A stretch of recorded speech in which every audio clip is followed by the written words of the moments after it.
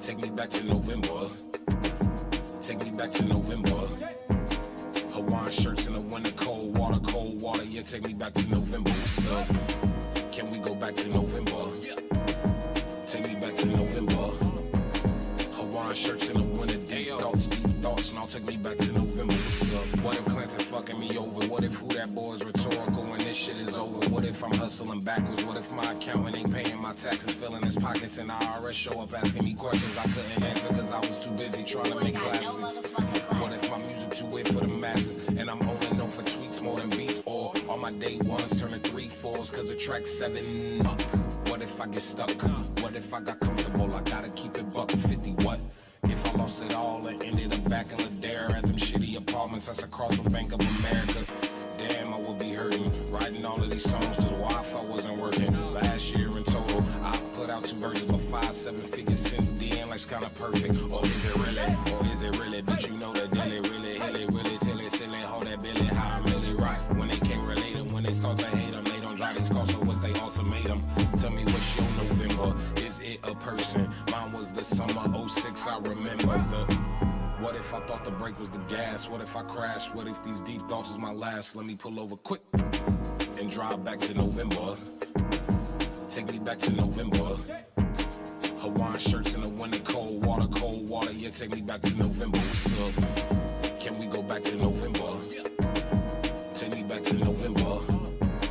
Hawaiian shirts in the winter, deep thoughts, and I'll take me back to November. So, my November was those odd future Sundays when you just go skate all day. My November was awesome. My November was when I was gifted the skets and Gilbert. My November was my brother took me to my first concert. My November is summer 2015 when I fell in love with someone who 2014, Miami 43rd Street. Every day was November. take me back, take me back, take me back, take me back, take me back, take me back, take me back, take me back, take me back, take me back, take me back, take me back, take me back, take me back, take me back, take me back, take me back, take me back. I ain't doing fine, lost my motherfucking mind. Time travel back and help me find. Take me back, take me back.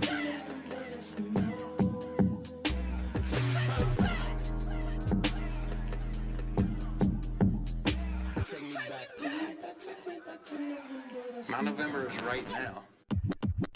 I wrote a song about you, I want your opinion. Opposite of my heart rate to slow down at the ending. Cause the love that I got for you has exceeded appearance. The lyrics are, matter of fact, I'ma just call you so you can hear it. If you do answer, I'll play it to state facts. Although I already know the response you gon' say back. At that point I'll hang up, disappear and just stay back. And if you don't, I'll leave a voicemail with the playback. Hello, no one is available to take your call. Please leave a message after the tone.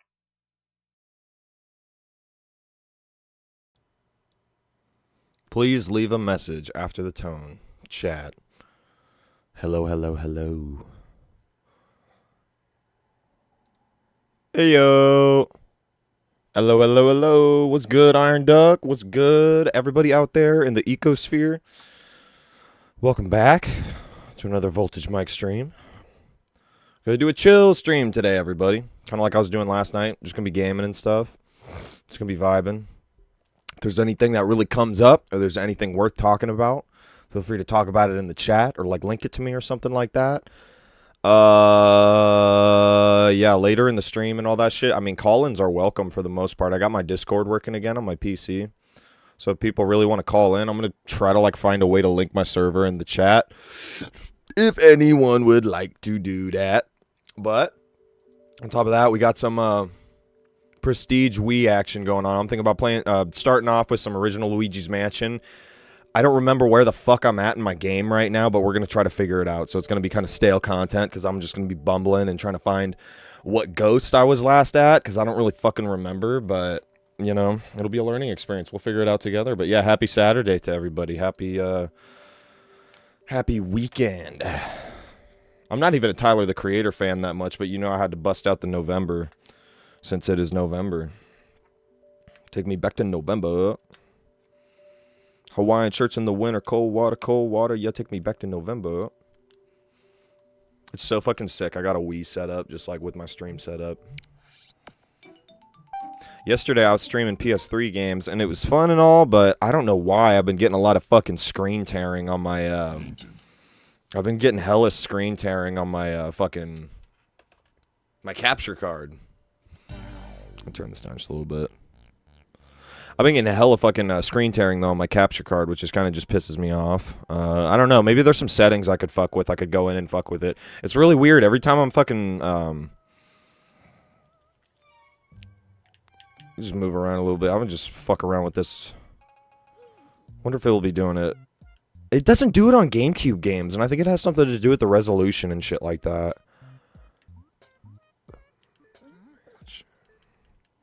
So we're gonna try to figure out this process. Nah, I don't really see none.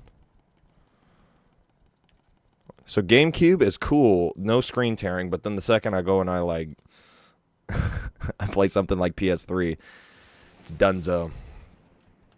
Let me see what we got. The medicinal grade tobacco, only the finest tobacco products allowed on this stream. Gonna kick off the first I gotta figure out what to do in Luigi's Mansion before I smoke, because that's gonna be a recipe for destruction if I don't know where the hell to go or what the hell to do. Okay, so we killed the psychic bitch. We gave her Mario's items. I'm trying to figure out what comes after that. We unlocked the attic, but we weren't even really able to do anything up there.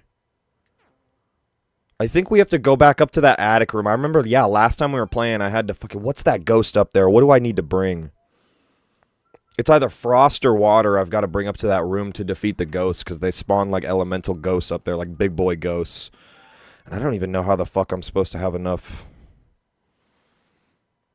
We're gonna figure it out. We're gonna figure it out. So yeah, gang, smoke them if you got them, ladies and gentlemen.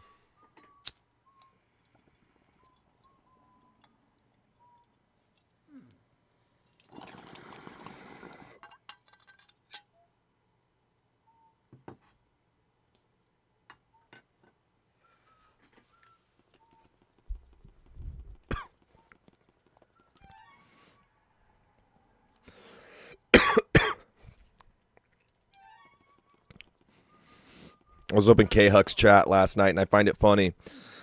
There's so many people in commentary that, like, don't smoke, they don't drink, and that's cool. That's totally fine. But it's what's weird about it to me is I notice a lot of people in commentary where they're, like, 19, 20, you know, and they've never, like, smoked or drank or anything, and they're like, well, I just don't want to. I have no reason to want to. And I'm like, okay, that's great. That's a good thing, but they come out at it with that vindictiveness of that kid in high school who, like, really wants to smoke, but he's not cool. Like, he doesn't know anybody to do it with or whatever. So then he's like, well, I don't need it. I actually don't want to do it at all. So, you know, fuck you guys. And I think there's a lot of nerd-ass virgins in commentary. Luckily, I don't really associate with many of them. I just thought it was so funny. They're like, well, they're all bad for you. All that smoking weed's bad for you. I'm like, bro, chill the fuck out. This is why so many people are so uptight, dude. The same dudes that are so obsessed and focused on, like, who's got the new accusation? Who's got the new SA allegation? Bro, go smoke some weed. Go hit the bong, dude. Like, what's going on? You need to go hit that bong more than you'd think. I think it's frost that I need to put on that ghost, if my muscle memory is correct, so I know which room I need to go to. Oh, you almost got me. Mouse got me, though. God damn, boy. It's going to be a struggle bus out here. Ugh. The morningness still got to me. What? It's almost noon. But I just woke up not too long ago, so my face is still stuffy as hell. Sometimes it be like that.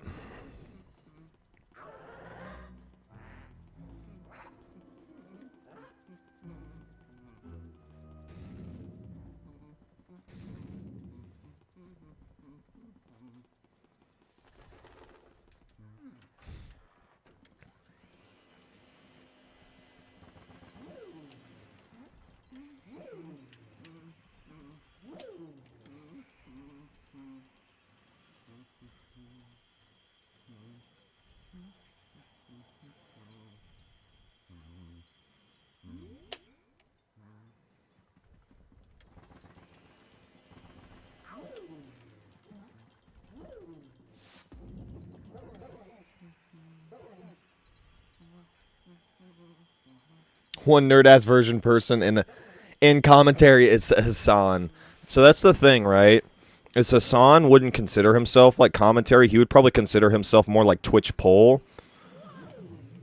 Okay, how the fuck am I supposed to get 3 of them? I can't even refill my fucking frost up in here, dude. What the hell is this? Let me just try to take out these other guys and see if that'll do it. Fucking prick. How the hell? I don't get this. I'm actually going to have to look this up. I'm so anti-walkthrough, bro. But there's literally no way I can get 3 fucking ghosts with this 1 tank of frost. Oh, okay, I can suck up, apparently. You fucking retard. Or maybe that's the thing about elemental ghosts. You just got to hit them a little bit and then you can suck them up. We're going to test that theory, actually. Maybe I've been doing it wrong the whole time. But back to Hassan, dude. He wouldn't consider himself like commentary. He would consider himself like political commentary. I would consider him what I call Twitch poll, which stands for like Twitch politics. And because he's very prevalent over there, he streams on Twitch and all he does is like politics and stuff. And he's just really bad at it. He's so bad at it. I wonder how much of it is a character and how much of him is actually just that retarded. And the more time that goes on, I really do think he's actually just that retarded. I used to think he just lied a lot about the shit that he says because he's like so retardedly misinformed, you know what I mean? And then you also said he definitely would, but the first person he debated in a long time was Willie Mack. You're actually right, Iron Duck. You got me on that. You really got me on that, dog. So he might say he's not commentary, but it's like, come on, dog, when you bring Willie Mack on the show, come on now, bro. Come on now, bro. Okay, we're finally progressing in Luigi's Mansion. I'm really happy. I'm happy about this. Yeah, Hassan's fucking stupid. He's got terrible takes, man.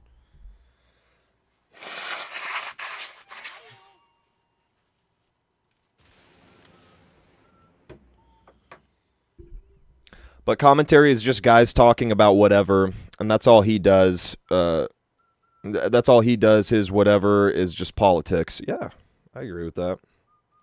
I think a lot of content on the internet could totally fall under commentary, dude. Because like lately, you know, I mean, I play guitar. I'm into metal music, rock music. I'm into just the music industry, all that kind of stuff.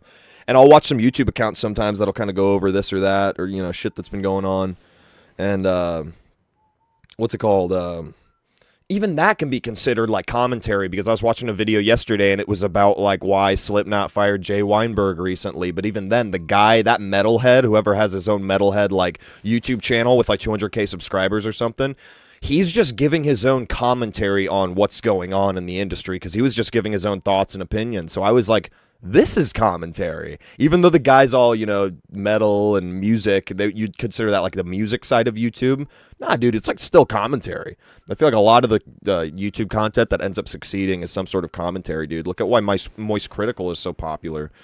He used to do more goofy, retarded videos. I watched Moist Critical. He was one of the first YouTube channels I ever started watching when I was like a kid. Dude, back in like 2009, 2010. Me and my brother showed him to me, my older brother, and he was just so funny because he would do the whole, "What's up, everybody? It's Critical. Welcome to this stupid fucking game we're playing again today. This game is such shit. It makes me want to blow my brains out." And like, it was just so funny. He would just be playing shitty games or whatever and saying really obscene shit and kind of putting on a character or whatever, but, he was so funny, dude. And nowadays, especially, he does a lot more like commentary. Hey, here's my thoughts on this. Hey, I'm going to let you know. Hey, here's a story that's going on, but here's my take on it. A lot of content like that ends up succeeding.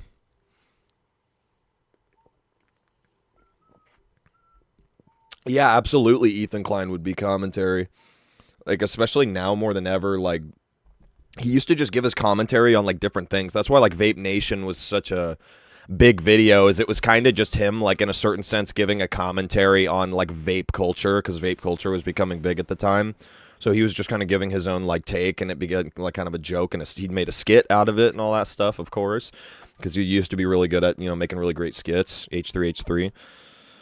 I used to be a really big fan of H3H3. I remember discovering them when I was a sophomore in high school. I watched their whole fucking catalog on YouTube, and that was right before they started H3H3 podcast. They were like, all right, everybody, we're moving to Los Angeles, this and that, and immediately, sure enough, they'd start H3H3 podcast, and I was like, okay, like, Sounds like an interesting idea, I guess, but I thought they were just going to do it on the side and still keep doing videos primarily, but they did not. They stopped doing videos literally like entirely for like a year or two. They didn't like hardly just upload anything because they're like, well, we're building the podcast. And I'm like, well, I don't want your fucking podcast, because at first, the reason Ethan started to get a lot more racy over time is because ultimately he's really boring for a podcast. And that's like, there's no shame in that. Sometimes I feel like I'm really boring, but I mean, it is what it is, dude. Like, Ethan is he's just so boring just sitting there and he's just reading through like the original episodes of H3 podcast. Keemstar like called this out. Not that I take Keemstar's word for everything, but he was correct when he said Ethan's literally just sitting there on his MacBook scrolling through the front page of like Yahoo News stories, and he's just like, oh, damn. This is I don't know. That's some crazy stuff going on in this place. And it's like, dude, no, dude. You got to have more energy than that. You really fucking do. Some guys are really better spent on just, like, trying to put their efforts on, like, an edited video or something. Because H3's old videos were fucking awesome, dude. I loved their old, like, funny skits. But a lot of that was when they still lived in New York. And they still were, like, good friends with JonTron. And now it's like a meme bunch, like me and my brothers. It's like, oh, well, of course, once they stop talking to JonTron, shit just goes south. Because JonTron's the fucking man, bro. I love JonTron.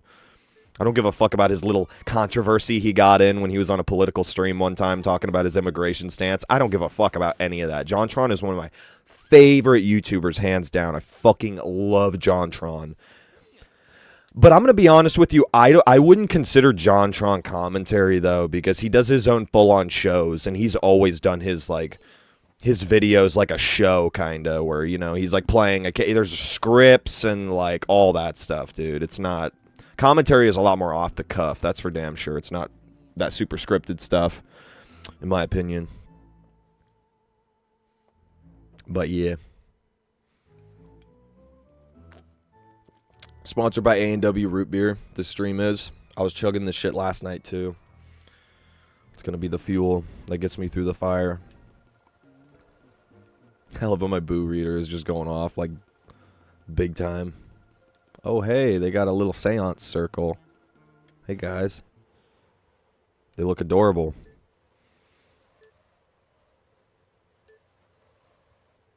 Let's assume our real form.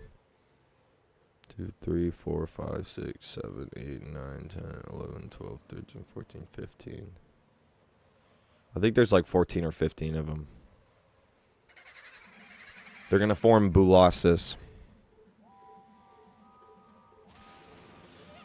No. JonTron did not go hard anti-Semitism. Hell no.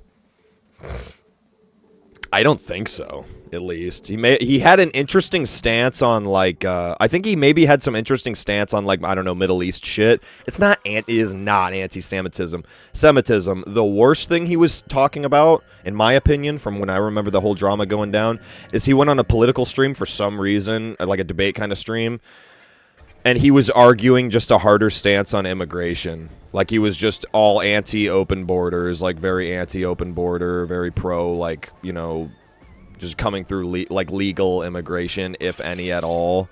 But I don't know. He just had, like, hard stances on immigration. That was, like, it. Oh, I got to freeze him. I forgot.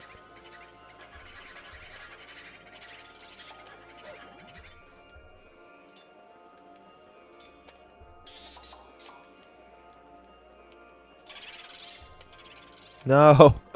Damn it. Fucking Bulossus, this fucking guy. Ha. Stupid idiots. These boos are so foolish. They cannot outwit Luigi.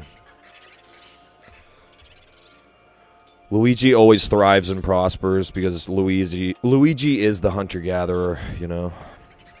He's kind of the apex male in a lot of ways.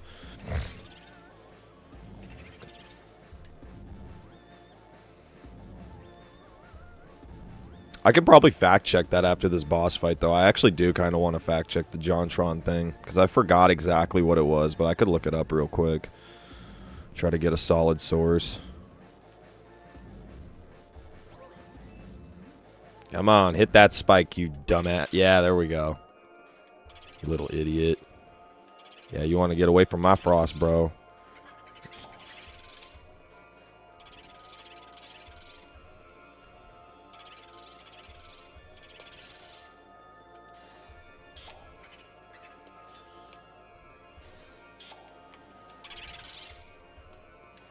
Got a few more left.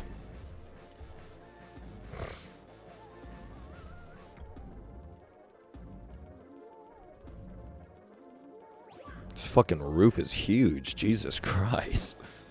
Not the roof. We're on the balcony. We're not even on the roof. That's the craziest part.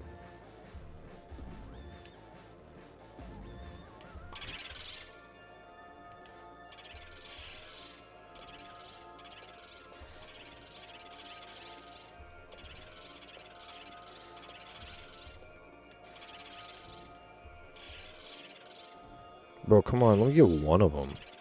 They all fly away, dude. What's a man to do? They need to bunch them together more, dude. So I won't be able to get the last ones.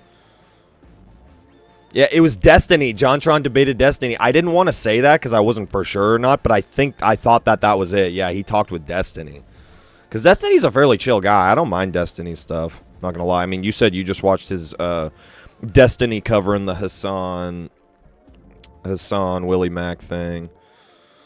And I bet that was fun because, yeah, Destiny is like offered Hassan. He's like, come on, bro, let's debate. And Hassan's like, no, I'm not doing that. It's like, all right, you fucking pussy. Hassan sucks.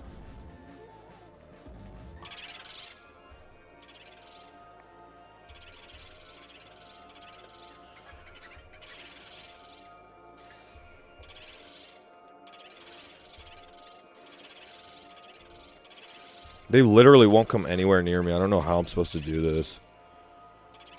There's not even a difficulty system in this game. This is making me want to KMS, bro. This is one of the worst. This boss fight has aged horribly, is what I'll say. Any other areas of the game, I can knock it out of the park. The final boss fight I'll probably do just fine. But this is actually broken, dude. So slow to whip out the fucking thing, too. The frost. You literally just can't do it unless you, like, snipe them with one of these shots. There we go. Oh, one of them, at least. Fucking retards. Stupid-ass booze.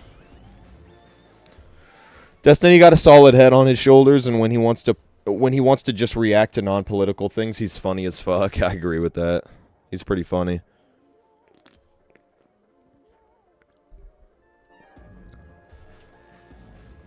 Maybe there was anti-Semitism, but I don't think so. I could be wrong, but I thought JonTron had Jewish ties, or he was Jewish, or his family. He's not like Ethan Klein Jewish, like Middle East Jewish, but he's like, you know. I always thought JonTron might be Jewish. I don't know.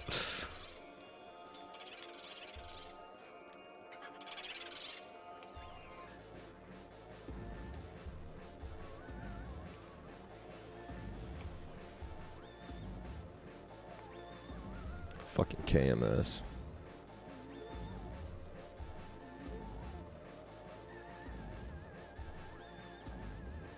Exactly, yeah, there's always that one fucking boss, dude. Oh, okay, I can just get him at this point? Come on, bro. Get your ass over here. Oh, I can just do that. I didn't know I could do that. That's cool.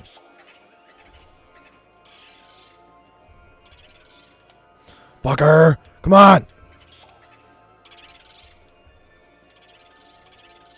Come on, you stupid motherfuckers. How did that not fucking freeze him, bro?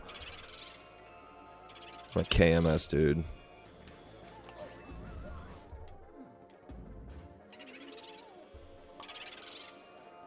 Just not playing any games. Yeah. Yeah, bitch, come on. Chase the money, chase the money. Yeah. Fuck you, Bulossus. Bulossus. Search JonTron Destiny debate and you'll see the vid underneath. It's a JPEG of Destiny. I wasn't trying to destroy JonTron. Check that out.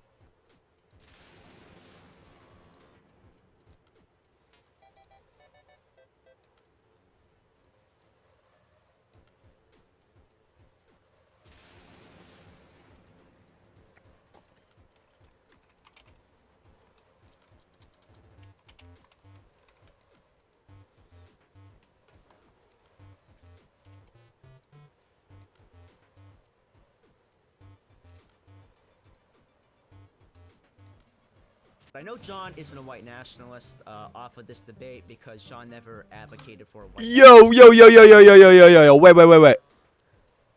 Michael Alberto? We got Michael Alberto up in here? What? Yo.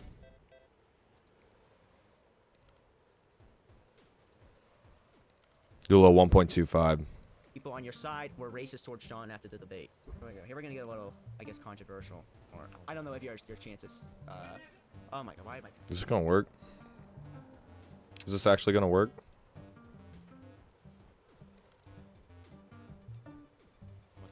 My parents like started arguing or whatever. My parents started arguing or whatever. What? If you've listened to the whole thing or not, but like there were a few times where I tried to give him an out. Like my impression of him then and still today was just that like this N-word straight up said. Okay, there we go. Okay, I'll be able to pause it. Let's see how the audio's coming through. I do video essays and documentaries on YouTube and TikTok, and I also stream on Cozy.tv, which is a new free speech streaming platform. Free speech streaming platform. From a video I did on Hunter Avalon, and Bro. a video I've done on Nick Fuentes, and I'm doing one on JonTron now. Oh, and as we approach the 5-year anniversary, which is in a few days, of the infamous JonTron versus Destiny debate, I think this was a good time to schedule this debate. My video on JonTron, I'm estimating it's gonna be like 3 hours long. The script is like 50 pages long. Goes over his whole career from like beginning to end, trying to make sure I don't miss anything, you know? God, he still almost sounds like a normal kid during this video, dude. What the fuck? Like, Michael Alberto, the fall from grace has been so real with that poor guy. I shouldn't say poor guy. He's a fucking retard, dude. That kid sucks.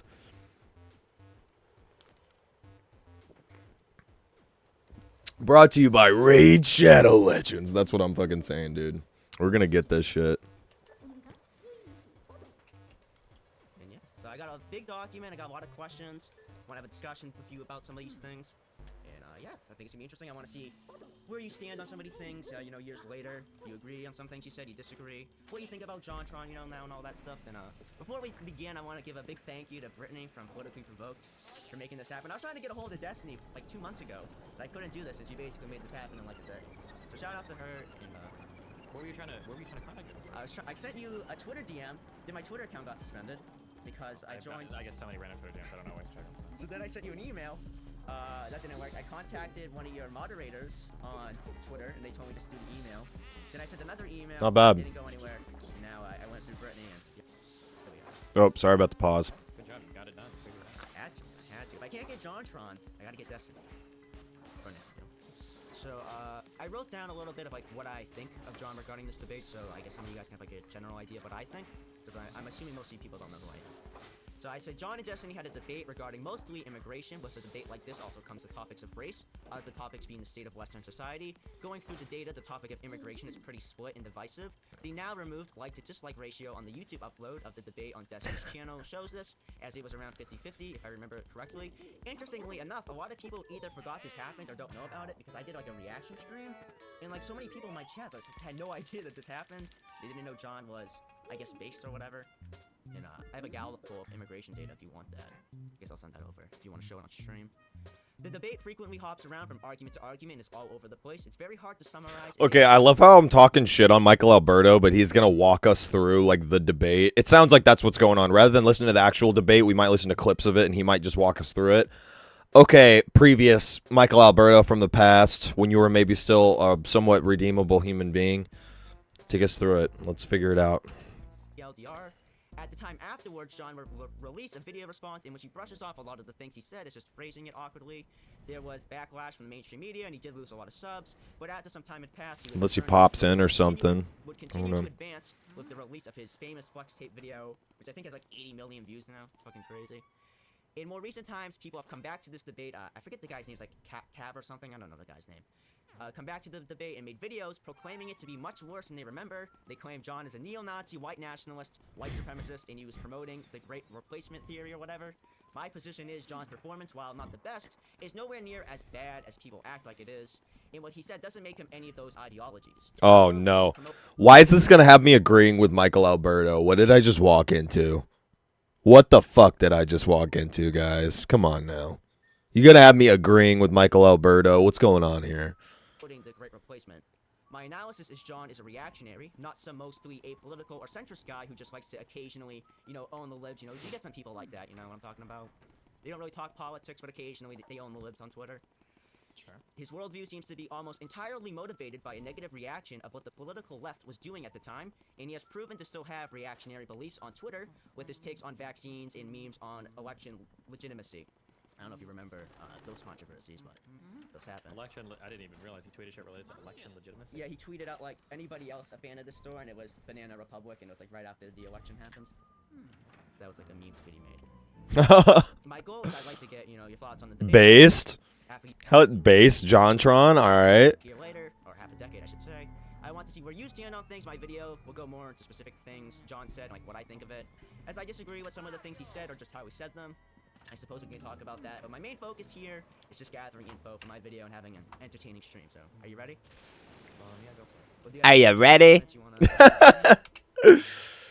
Just gathering some entertaining content. Are you ready? I love that. God bless Michael Alberto. No, probably better just get into it. 'Cause there's like a lot of different stuff.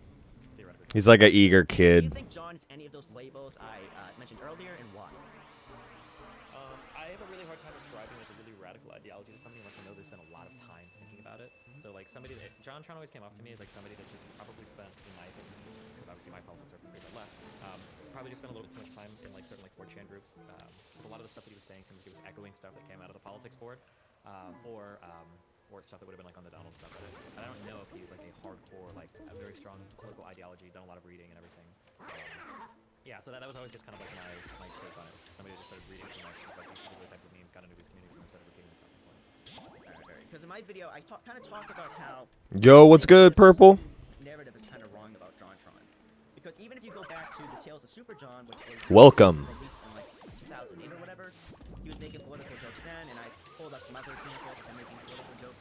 Some clarification for Purple. We're going over old drama where JonTron, if you know the famous JonTron, he got into some hot water because he had some sort of a political debate on Destiny's stream, and it made him look kind of bad because he had certain talking points that, in my personal opinion, from what I remember with the drama, I think people took him a little bit out of context because I don't know, but we're getting slightly political on the Voltage Mike thing. I'm not super hard stance on anything, but it's interesting drama because normally JonTron is a guy who stays out of politics a good bit, but yeah.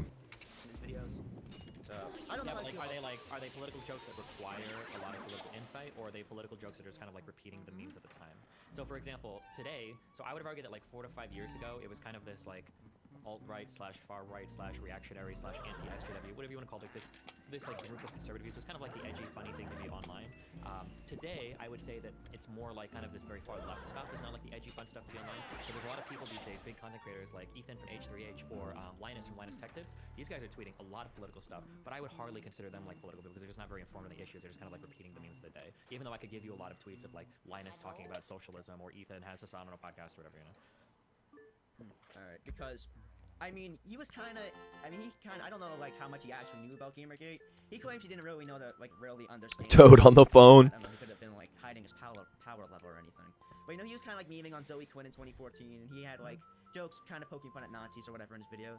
So I guess you could say, like... That's what I'm saying, though, Iron Duck, because all I remember is that it happened, and then the day after I was naturally curious, so I looked up what it was, and it was just kind of like...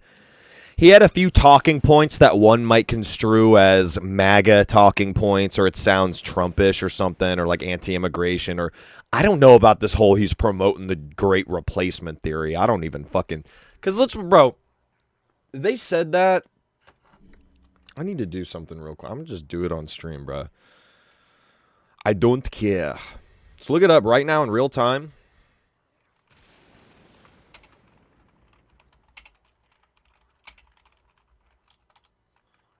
Definition. Forgot how to spell for a second.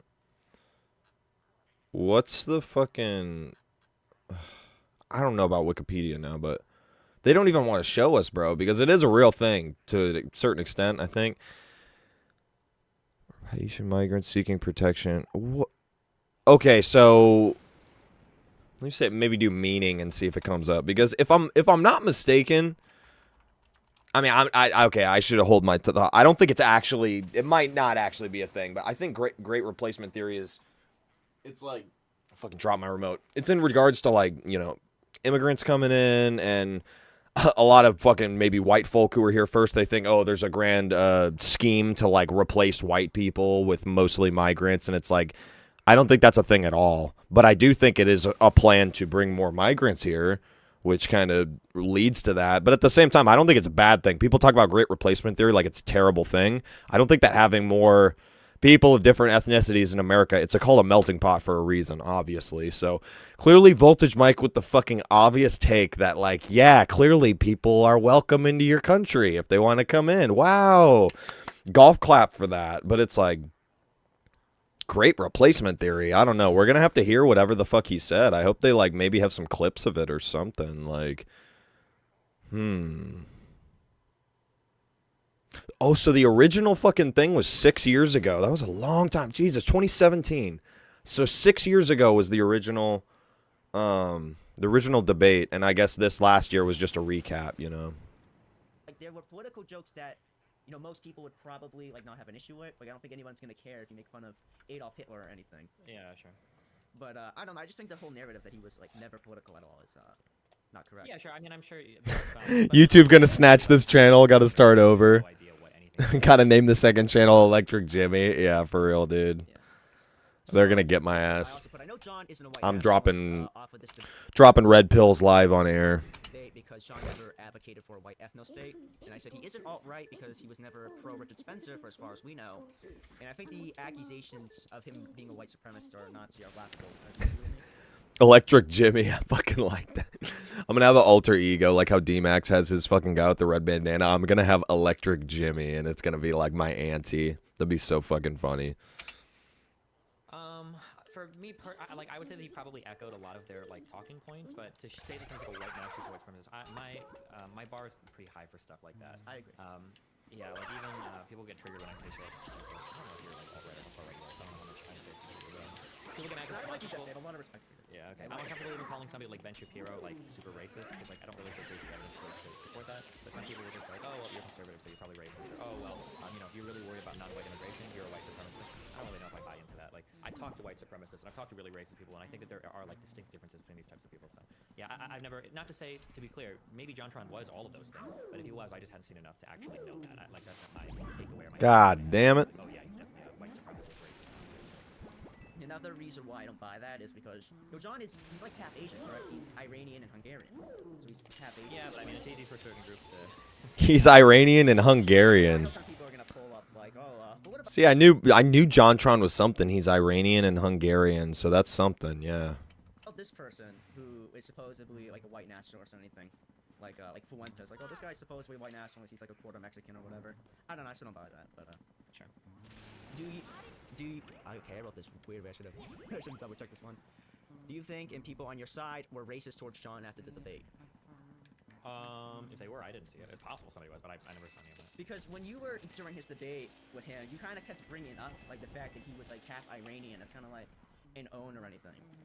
Oh, well, because it seemed like during the debate he was talking about like the importance of protecting our country from certain types of immigrants. I don't remember if he specifically said brown immigrants or not, but I know he talked about like Mexican, yeah, and whatnot. And it just seems strange that somebody who's in the United States and benefiting largely from our pretty diverse immigration culture would be so like anti-immigrant. Yeah, maybe this debate was a little racy. Damn. I don't know why JonTron felt the need to voice these opinions. He must feel strongly if he wanted to go. He must feel fucking strongly about this shit if you wanted to go onto someone's stream. Like, damn. Normally you have these political thoughts. It's like, all right, just keep it to yourself because some people might throw a fit over it. And JonTron's like, nope. I'm going to fucking voice this shit. It's like, whoa, dude. All right. I'll bring up oftentimes that she was like when she talks about our family that illegally immigrated from Cuba to the United States, she's like really proud of it. It's like we escaped Fidel Castro. It was like super big. Someone came over. I was like, okay, cool. But like, why is it when you talk about Mexicans, you're like super derogatory towards them? Yeah, for sure. I'll edit this a little bit.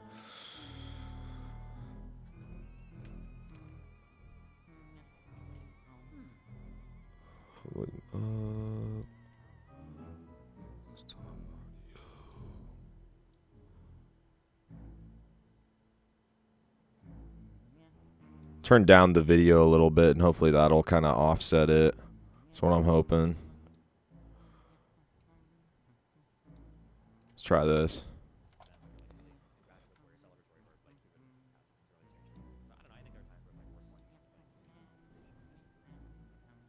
Yeah, it's interesting. It's interesting.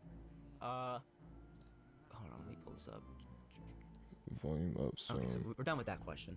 Oh, and the Actually, you said okay, something yeah, here about we a go, meme here we in go. His ethnicity in a debate aftermath with Fuentes. I think you said he wouldn't be a free person in like the 1800s or something. Let me know like if that. this is a little bit better. What do you think about I that? don't know about free person. I might have said white person. I think that like the concept of what we consider like white has kind of changed a little bit over the years.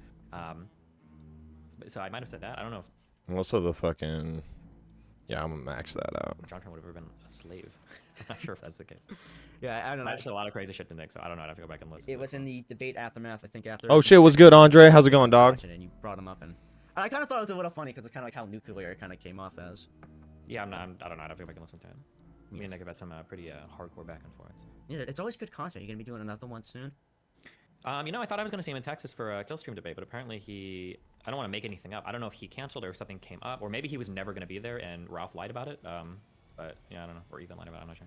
Alright, because I remember, I mean, this is public knowledge. I can say this. I think I had Chubb Logic reach out to you about a debate, and I was gonna moderate it, and we were gonna host it on Cozy. It was gonna be like you, Chubb Logic, somebody else versus Nick. Oh yeah, Kai Trevor, Clips. this is like a month or two ago, right? Yeah. I tried to set this up. I think he brought it up, but the I think he gave me the first topic, and I was like, this sounds so boring. Like, get a different topic, and we can. Yeah, that's what he said. It was, I think, Yeah. big tech censorship, and then I think. Yeah. Because Well- it's gonna be one where just we all agree on everything. Like, oh yeah, big tech censorship, that sucks, doesn't it? Yeah, of course. Yeah. Okay. All right.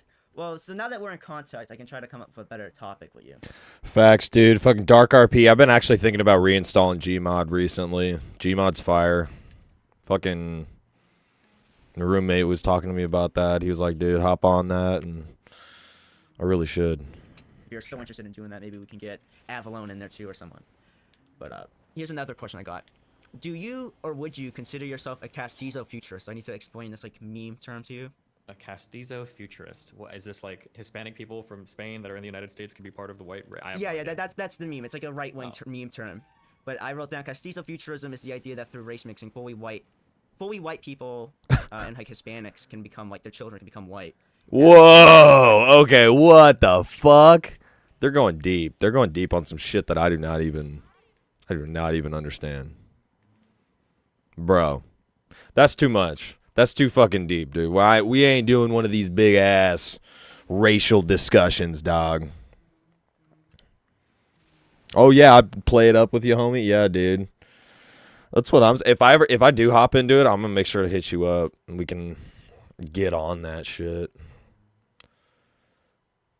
Even maybe fucking play some on stream or something someday. I want to check this out. I want to see how the actual debate went down. All right, boys. We're going in. Oh, there we go. I think I can hear you now. Oh, you got it? Yeah. How's the is this mic quality good? Yeah, sounds great. Is it echoey? Okay. What's up, Mr. Stephen Bonnell II? Is that correct? Yeah, that's the full name. You just completely doxed me, dude. What if my name was a secret? That's a bit. You're even more handsome in person. Well, thanks, I guess. So what's up, man? What do you want to talk about? I know we got into a little spat today on Twitter. I have to say, I didn't. Twitter is the prime place to get into a spat. If it's gonna happen, it's gonna happen on Twitter, dude. I refuse to call it X, bro. The new fucking rebranding is so stupid. Elon Musk is smoking crack. Expect today to go. It wasn't really how I was expecting my Sunday to go, but you know, with life, especially these days, you never know. Yeah. You never know how it's gonna go. Yeah, I know what you mean. I guess it's kind of a brief overview of kind of what I told you. We've been talking about a lot of these issues recently on my stream, and not just on my stream, obviously across the entire world. Yes. You know, cultural issues and everything are at the forefront. Both American and international politics, what with Brexit and now with Trump in the United States, and yeah, it's kind of a lot of shit going on. The gaming community typically tends to lean a certain direction, you know, especially in a post-Gamergate world, where you find a lot of certain things being said, and I noticed that it seems like you are kind of on a certain side of things when it comes to this kind of immigration and culture debate. I guess I do. Sorry, go on. I was gonna say I know you have a very large outreach and whatnot, so seeing you say some things was a little bit troubling. But yeah, go ahead. Sure. Well, I mean, I don't think it's troubling. I think it's actually pretty common sense. I think the fact that people think it's troubling is what's troubling to me, because I just don't see it as very controversial. Could you? And also, the only reason that I'm maybe on a quote unquote side is because in this day and age, staying on the fence is just useless, because everybody knows that you're just trying to avoid conflict at that point, because we are in very polarized times. So I just like to at least state my opinion clearly. But what is it that you find so troubling? Let's start there. So I guess it's kind of this general vague defense of Western, or more specifically like American culture. Basically, the problem I'm getting into is every time I read things, and I know that you're going to take extreme disagreement with this, every time I read things, what it always seems to boil down to is I think that this thing is better because it's majority white, and I don't want that to change. And that's like the most important thing. That's how it seems to read out to me that way. Okay, so that is one way that you might look at the way that... Bro, I'm so fucking tilted. Why is there no fucking IGN article on the first fucking... Only Luigi's Mansion 3? Why? Where's the first one? Fucking stupid. In this one room where I just have... The ghost just won't fucking pop out. It's like, bro, is my game glitched? Do I need a fucking walkthrough? Bruh. Kill somebody. I mean, obviously you can take that from it, but that's really not the core argument. The core argument is that no other nation would voluntarily change its demographics. Now, people say, oh, demographics? What do you mean? You know, this fucking was hell, it's not a white country or something like that, or demographics don't matter. But if this were true, they wouldn't have such an easy time turning around and identifying who's the problem. You know, the quote-unquote white male. They have no problem identifying it then. It's in terms of the problem, I mean, I think it depends on what particular thing you're talking about. But I guess, so to look at that first statement, so to kind of start this off, I'm not comparing us to any other country in the world. I think that the United States of America is relatively... Oh, yeah, I forgot about that. And that we don't really have, and we don't have like an ethnic background that is tied to our country. Does that make sense? As in, like, we're not like, if you're from France, you can be French. If you're from Italy, you can be Italian, German. You can be German, Polish, like actual ancestry dating back hundreds and hundreds of years. Typically, shit. Okay, yeah, there is a lot of shit to do in this last little area. I forgot about that. The USA is the proposition nation, but it is a European nation historically. There's just no debating that. When people try to debate that, yeah, there was obviously the slave population. Literally, Luigi's Mansion 1's so old, you got a game fax with the fucking printed out like it's old movie script or something. No, bro, I can't do that. I can't do that in the 21st century no more. Read it like a textbook. Against their will, they were emancipated. The first thing that you just said doesn't really make sense. It was a European nation. Like in the late 1800s and the early 1900s, Italians and Irishmen were discriminated against, like, massively coming to the United States. Like, they were called... I think Irish people were called the inside-out Negroes. Like, it was like... They're still European, though. Yeah, but I'm saying that we didn't see it that way going back, 150 years in the United States. It's like, well, they're European, they're okay. Like, that's not how we saw it. Like, but we weren't there at that time. I mean, I was born in 1990, well past the... I mean, my dad is Persian, my mom is Hungarian. I'm not even 100% white. I'm just saying this as a matter of fact. So when I see bullshit, I just know it. And well, what do you mean by matter of fact? What I'm saying is that as time has gone on, we've seen more and more people be included in the identity of what it means to be an American. So it seems strange that today there's like this massive pushback on who can become included in that demographic. That just seems kind of strange. Okay, I understand. I understand what you're saying. Well, none of this would have ever been a problem had I guess you could call them the extreme left, started bringing identity politics to the fore, because when you have a nation is supposed to be a people that are all bound by at least culture, if not genetics or whatever you want to say. So, we're all supposed to feel like we're one people, but they started doing this thing where they were like, well, if you're black, you're here. If you're white, you're here. If you're, so again, like, I know these are a lot of like. I did not know JonTron had some just strong views on this stuff. He's clearly been stewing on it for a while. To each his own, but it's interesting. I wonder if he was like a debate team type of kid. Oh, come on. Like hot button talking points. But like when you say the left started identity politics by assigning white and black to certain areas, I would say that Jim Crow laws probably assigned white and black people to different areas more so than a Black Lives Matter speaker or Obama talking about a racial issue. I don't agree with this narrative that all of a sudden the left has brought out, you know, identity politics. Like, if you talk to minorities in the United States, identity politics has been part of their national identity for the past, you know, since the inception of the United States. I just don't know that. Well, I just don't know that it's on the same level, especially because. Well, it's not. It's on a much lesser level than it used to be. We don't have Jim Crow laws anymore. We don't. You know, women's suffrage happened. You know. You're right, and people still manage to create divisions between themselves. Well, because there still exist divisions. Black people are disproportionately represented in prisons. Women are disproportionately represented in certain workplaces. Okay, you know, but the argument is that it's white people who caused them to be in those places. That's the implicit argument, not that they have any agency. I don't know that that's always the implicit argument, but that is an argument that some people do make, and I would agree and disagree with that because there are a lot of white dudes in government that do fucked up shit, and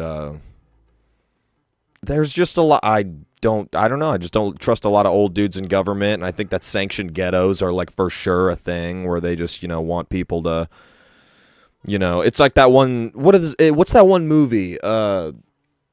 Is it Boys in the Hood? Yeah, where his dad says, basically, he says, why do you think in the ghettos, you know, where all us black folk live, why do you think that in the ghettos why is there so many ghosts? There's ghosts everywhere. Oh my God. It's because the power's off, dude. He says in the ghetto, you know, there's a fucking liquor store on every motherfucking street corner, dude. I'm just literally going to die. This is fucked up. It's the old man. How do I kill him?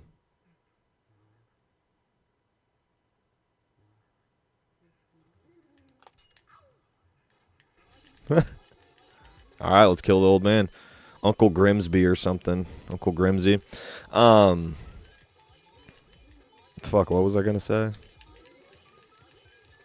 Oh yeah, it's just that. Yeah, why is there a liquor store on every fucking street corner in the ghetto? But if you go up to where all the rich people live, there ain't no liquor stores around there. And he's like, it's because they want us to kill ourselves. It's like, yeah, dude. It's kind of fucked up. You know, there's kind of like sectioned classes of people and stuff. But JonTron's saying, oh, it's not just white people's fault that's the way that things are. And it's like, I see what you mean. I'm kind of in the middle. It's kind of fucked up, you know. Of their own too. Who do you think was responsible for identity politics were a result of the Industrial Revolution? I'd say, like, yeah, kind of, but at the same time, identity politics would have been a thing either way because racism and slavery was a thing before industrialization. So, like, after industrialization, even if there's something different happened, I feel like there would have gotten to a point where the culture would have shifted to where now the black folk are equal. But they're still like, hey, man, the reason identity politics exists is because certain people used to be prosecuted. They're not prosecuted anymore, but they used to be, you know, there was prejudice and stuff like that. So that is a thing. Yeah, targeted infrastructures is legit. There are food deserts where it takes an hour to hit a grocery store. But in that hour-long trip, you'll see 3 McDonald's. Yeah, dude, exactly. Same fucking thing. Same thing. Yeah, you're absolutely right. Jim Crow laws? Well, of course it was white people, of course. I'm not arguing for Jim Crow. Okay, well, no, I'm just saying that when you say something like that, like, well, people are blaming white people, which is absurd. Well, I mean, if you go back 50, 200 years, yeah, it was kind of white people that did it. Now, I'm not saying... Yeah, it's exactly. See, Destiny, what he just said, that's what I'm saying.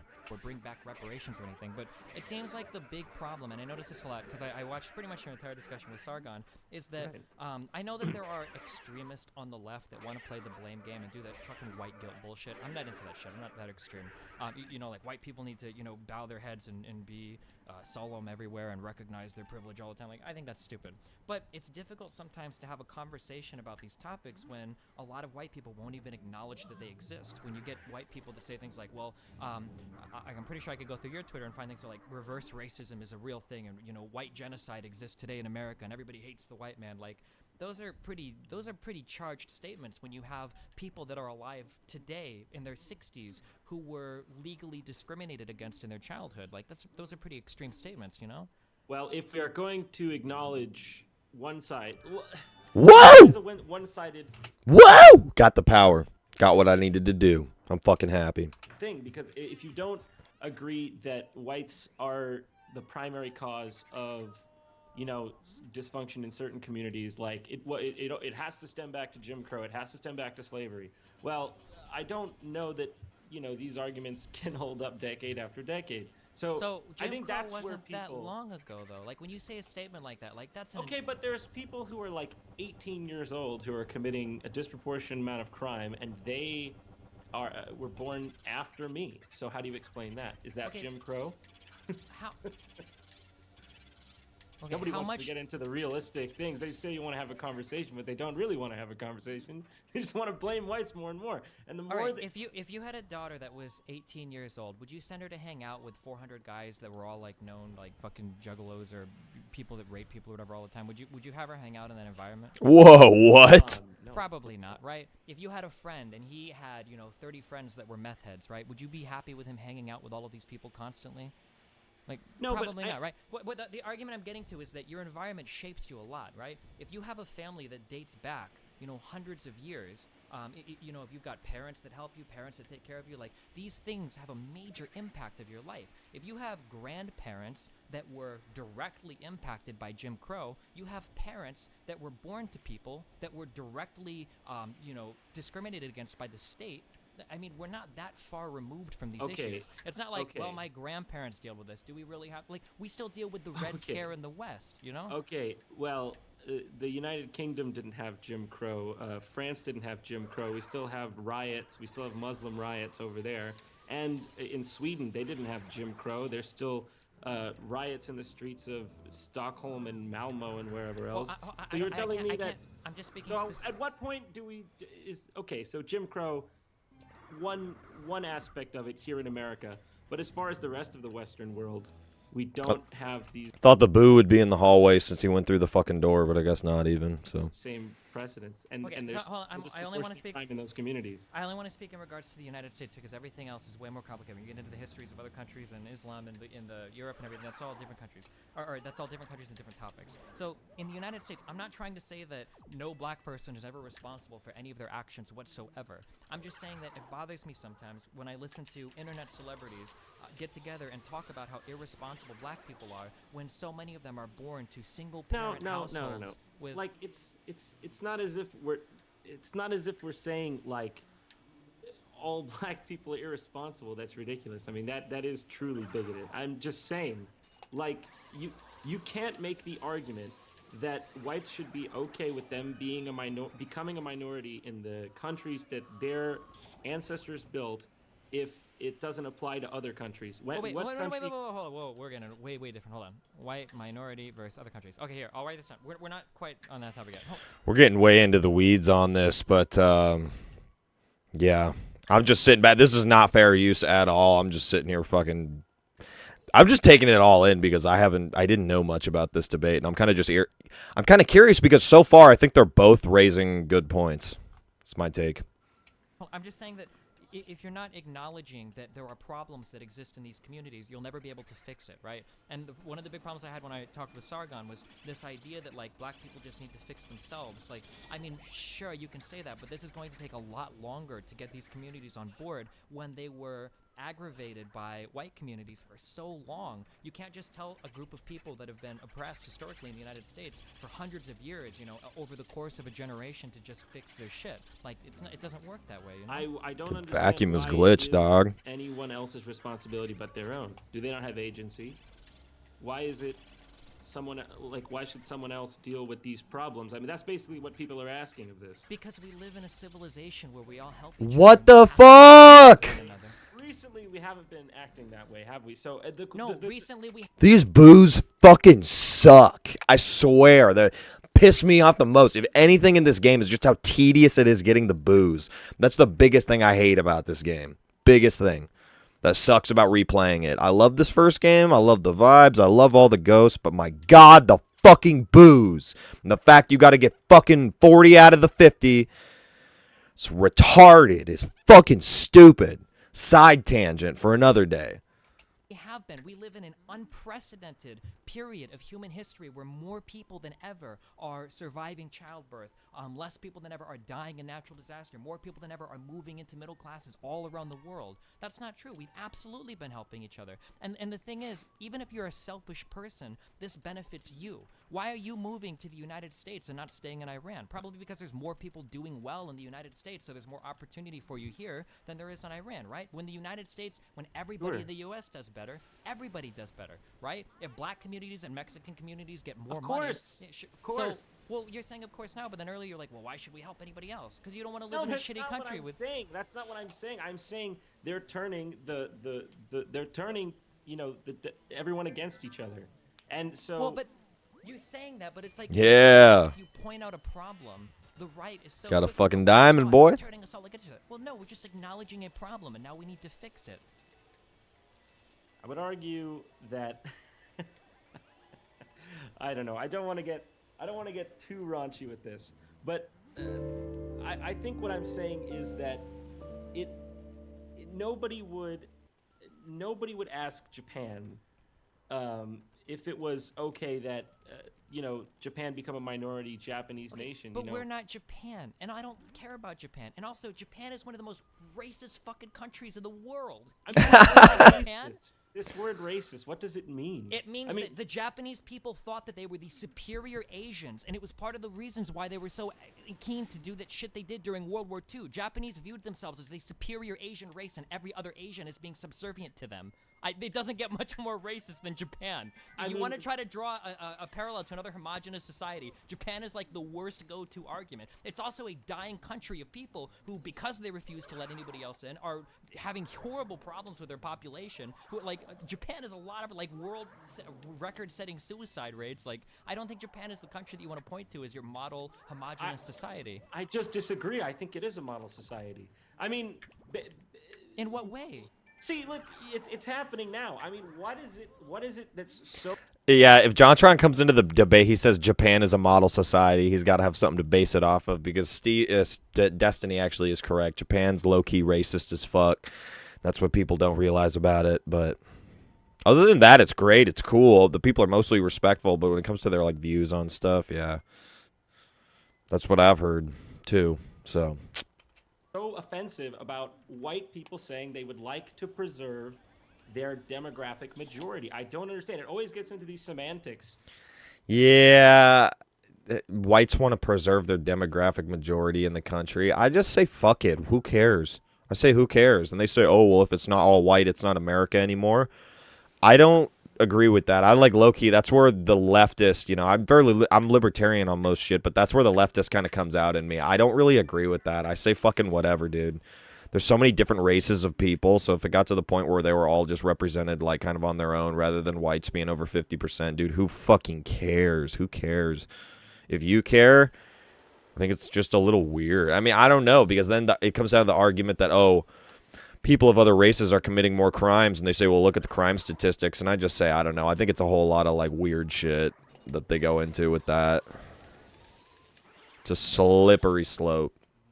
Because I don't understand why is the skin color so important, and why would you drag the country down holding on to it? Like, there have been... I didn't start this shit now, did I? Well, there have been contributions by other people to our country that are non-white. He says, I didn't start this shit now, did I? And it's like, you sure as shit started talking about it. You sure as shit started fucking talking about it. Like, come on now, dude. I didn't start this. Well, you're commentating on it now, dude. Like, better pick your words careful here, else... that's why they say just don't try to get political. If you have, like, a entertainment or something that's not political, don't get your politics involved. Like JonTron's show, for instance, where politics don't need to be involved, really. And, because that's not the focus of his stuff, really. I don't know. It's interesting. Right. Why wouldn't we want to continue to foster this kind of behavior? Why would you want to close everybody out and be like, white only? I think human beings are, at the core, tribal, and they... tend to want to stick to their own. I think it's completely natural, completely normal, and so. But you've already proven that statement wrong in what you're saying, because you think you're a white person and you're half Iranian and what did you say, Hungarian? I'm That half wouldn't have white. been Nice, considered got that a white person motherfucker. 100 years ago. 100 Fuck years that ago, boo. Irish wasn't considered I'm a not white talking person. about me. I'm talking about mass immigration. Like when they want to basically, you know, I mean, they've gone and they've said it on the DNC. What was it? Like the DNC platform. They have that lady that was saying, you know, white people need to shut up and listen. Now that's the kind of discourse we're looking at for the future of this country. So I mean, that's, again, you have kind of bad. Well, I mean, that's what I find myself saying to a lot of white people. When you've got white people saying things like, "Oh, racism isn't real," or "Reverse racism," Fucking go, dude. All these minorities in gems. America are totally fine. You guys just need to, like, damn. Like, at some point, you got to chill out, and yeah, you have to listen to people and figure out what their problems are. I'll say it. If you're so worried about being forced out, then you deserve it. Literally, though, it sounds like just insecurity. You know what I mean? It sounds like. This is a classic example, and it's not always the same example, but think of like a white suburban community and think of like a Karen who lives there, this white lady, and she's very kind of strict or this and that, and then like a black family moves in the neighborhood, and then she's like, yeah, I don't know about that, and she's just naturally treating them a little weirder, and she's just all, yeah, well, pretty soon, I mean, we're going to have more black families, and then pretty soon this whole neighborhood will be black, and I'm like, yeah, who fucking, are they good people? Are they good people? Do any of you people remember Martin Luther King and the shit that he died for? Judge a man by the content of his character and do not judge him by the color of his skin. Wow, it's almost like you can practice that sometimes, and it's kind of fucking wise. It's just general respect. Treat people the way you want to be fucking treated. Oh my god, I hate that shit. There are some like I said, this is where I'm gonna sound a little leftist again, but there are some people out there, like white people, like older white people, they don't even realize like how racist they are, like, and they just are just so naturally kind of distasteful, like, no, I don't want that or that, and it's just like, I don't see why it matters so much. Like, if you're so worried, oh, they're gonna force you out, yeah, maybe you should get forced out of your fucking community. God. We can move forward in a positive. This is the problem. When you get condescending, people say, fuck you, I don't want to listen, and that's why you're seeing this big pushback. I didn't start it. And well, but this both whole thing sides about are I condescending. think We I'm can't. white. And yet again, I'll go back to what I said. He says, well, I didn't start it. Yeah, but you sure as shit are talking about it, bro. So, like, what does that mean, dude? Can't pretend the condescension only comes from one side, right? Like, Trump is literally the most abrasive political figure. It does come from one side. Trump is a reaction to the retarded identity politics of the last. Talking about reaction to identity politics, dog. Half the people that were tweeting at me in response to what you were saying to me were literal Nazis and white supremacists, like linking. Look, man, it's this guilt by association shit. Why don't you denounce all the communists in your movement? Killed 100 million people. Wait, what's wrong with communism? communism? Is that what you just said? Wait, what does communism have to do with any of this? Well, Destiny's taking the opportunity to go full debate, bro, now, and he's like really getting into it. He's like, what does communism have anything to do with what we're talking about, this and that? It's like, I don't care if they're communists who watch me. They're not fucking, I'm not communist. What are you talking about, dude? What, you're putting fucking words in my mouth, you know? Like, damn. People, it's a political and race ideology. Communism is just an economic thing. Oh, it's an economic thing. Okay, Nazis were a movement in 1930s Germany. They have absolutely nothing to do with any of this. Americans are the ones who beat the Nazis. So I don't know why we're bringing Nazis into anything. Because the people that were supporting you identify as neo-Nazis. I don't care. Does someone replying to me mean that I endorse them? Have I ever tweeted anything? That's a very fair point. Of neo-Nazi ideology. No, but I guess like the thing that bothers me is that at some point, if you find that you are in company with a ton of white supremacist, racist people, like at some point you gotta wonder, like, fuck, what the fuck am I talking about? Like, no, these are just slurs, white supremacist, racist. And by the way, this thing that I think I'm white, so fine, go ahead and take the whiteness away from me. Say I'm just an Uncle Tom Middle Eastern. No, whatever. no. Hold on. No, I'm not trying to take the whiteness thing away from you. I think it's a beautiful thing. This is where we are at 2017. A half Iranian is talking to me and feels like they belong to America. That's a good thing, dude. That's a positive thing. Because, like I said, 150 years ago, people identified as their European counterparts. Like, you're not American, you're German, you're Polish, right? It's these things. You're Italian, you're, you know, British, like, but now we see ourselves as American. There's a ton of different white people in the United States that all see themselves as fucking white people. A lot of people couldn't even. Clearly people in America. If there is one, let me put it this way: if there is one American in America who doesn't see themselves, and they're a citizen who doesn't see themselves as strictly American, we have ourselves a problem, in my opinion. Because, and sure, if you want to move towards fixing that, that's fine. That's a great goal. I don't think a pure society is possible. Like, I don't think that's possible. But in terms of a demographic majority, I don't know that a nation can exist without one. This truly multicultural, every single person is a different like thing or race or religion. I don't really know if that's sustainable long term in a society. Why not? What's so wrong about people being Well, around have you that look seen the different than last 4 years, my friend? I feel like people like you, when they're talking about this, they just pretend you gaslight. You pretend that the last 4 to 8 years didn't fucking happen. I'm not gaslighting. Your You're side sure is the gaslighting. definition of gaslighting, dude. You're telling me that there are riots all over Europe and riots all over Sweden. No, they're not. Do you think Sweden is falling apart right now under mass rioting and burning down of? You ever heard of boiling the frog slowly? Doesn't notice. I mean, people say the same about Trump's move towards an authoritarian fascist government. I mean, you can make the same argument about anything. Like I said, I mean, like the facts back me up that we are in an unprecedented era of world peace right now. But for some reason, people think that's about to change. Why? Because shit's falling apart. But it's not. You're the one gaslighting now. Do you see? Trump is the one gaslighting. This idea that crime is at a 45-year high, that ISIS represents a threat somehow to the Western world, these are gaslightings by fucking Trump. These things aren't true. I will give you that perhaps it's a little bit on both sides there, but I still maintain what I say is true. And, you know... So, like, when Lol legit last week tonight did a piece about the housing market way back when they discriminated against black people and found footage of a white woman talking about a guy trying to scare her with the idea of black people moving into the neighborhood. What if they have a party on their yard? Lady legit was like, I'll have to go have a beer with them. Yeah, fucking literally, dude. I'll have to go have a beer with them. It's like, who fucking, I don't know, that's racist, dude, when you're like, oh, that person's moving on the block, because you know if it was some young white couple instead of like a young black couple, they'd be like, okay, whatever. Like, there was that one weird horror movie, I forgot what it was called, it had that one girl, it had Taryn Manning, the girl who recently came out, they covered it on the broadcast, or like, she talked about how she ate a dude's ass out, and like, he broke her heart or whatever, and he said he was going to leave his wife for her, a whole messy situation. That lady was in this like horror movie like a couple years ago.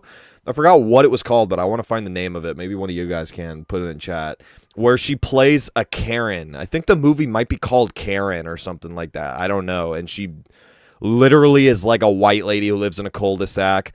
Young, you know, well off, like black couple. You know, they have good jobs and stuff. Nice people. They literally just move into the cul-de-sac. And then she's like, yeah, I don't like that. And then she like starts setting up cameras on their houses, and like pretty soon it gets to the point where she like tries to kill them, and then they have to like kill her, and that's like the whole movie. It's so insane just because it's a racist white lady who lives in a cul-de-sac. And a lot of people saw the movie when it came out, and they're like, this is fucking liberal woke trash. This is woke stupid garbage. No, I still think it's funny because I think that's kind of fucking valid because that shit still happens. I just wish maybe it was a better production movie. Like, I bet you the acting probably sucked and stuff like that. But I think that's a funny ass concept. You can't tell me it's not.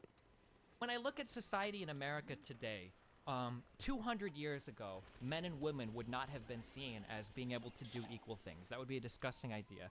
150 years ago, you know, Italians, Polish people, Irishmen wouldn't have been considered even white people, let alone Americans, right? I don't know that is just a myth. That's not true. They were considered white. I don't know where this thing that Italians and Irish weren't considered white. That's ridiculous. You seen the Irish are like the whitest people around. The hell, that's just a fucking myth. So I'm gonna take that from you. Okay, here's a quick. I can't read thing. the word. It's white N-word. Okay, I can't read this because we're gonna trouble on stream. Okay, this is what Irishmen were called. I mean, in the United. Yo, what's good, Harls? We're covering old school beef, Destiny versus JonTron debate. It's pretty wild. It's pretty in the weeds. States. I don't know if you need a didn't little think more this. proof than a short Wikipedia article here. I mean, do you want? Nice green gem. What do you want? I mean, we're They talking might about have an called them undisputed. that, but they were still white. That's all I'm saying. They were no, not dude. considered They literally white. That's had signs in the ridiculous. United States that said Irish need not apply. These were less than humans. These people were treated horribly. They were not seen as Americans or even white people. They were called reverse Negros. Got the fucking blood diamond, bro. Red diamond. I didn't even know you could get that. Maybe they were a bunch of dicks, huh? I don't think so. No.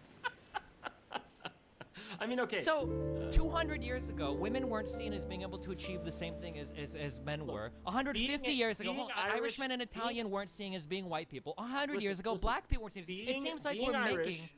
Being Irish, or people not liking the Irish, or people not liking the Italians, doesn't make them not white. It just makes them not liked.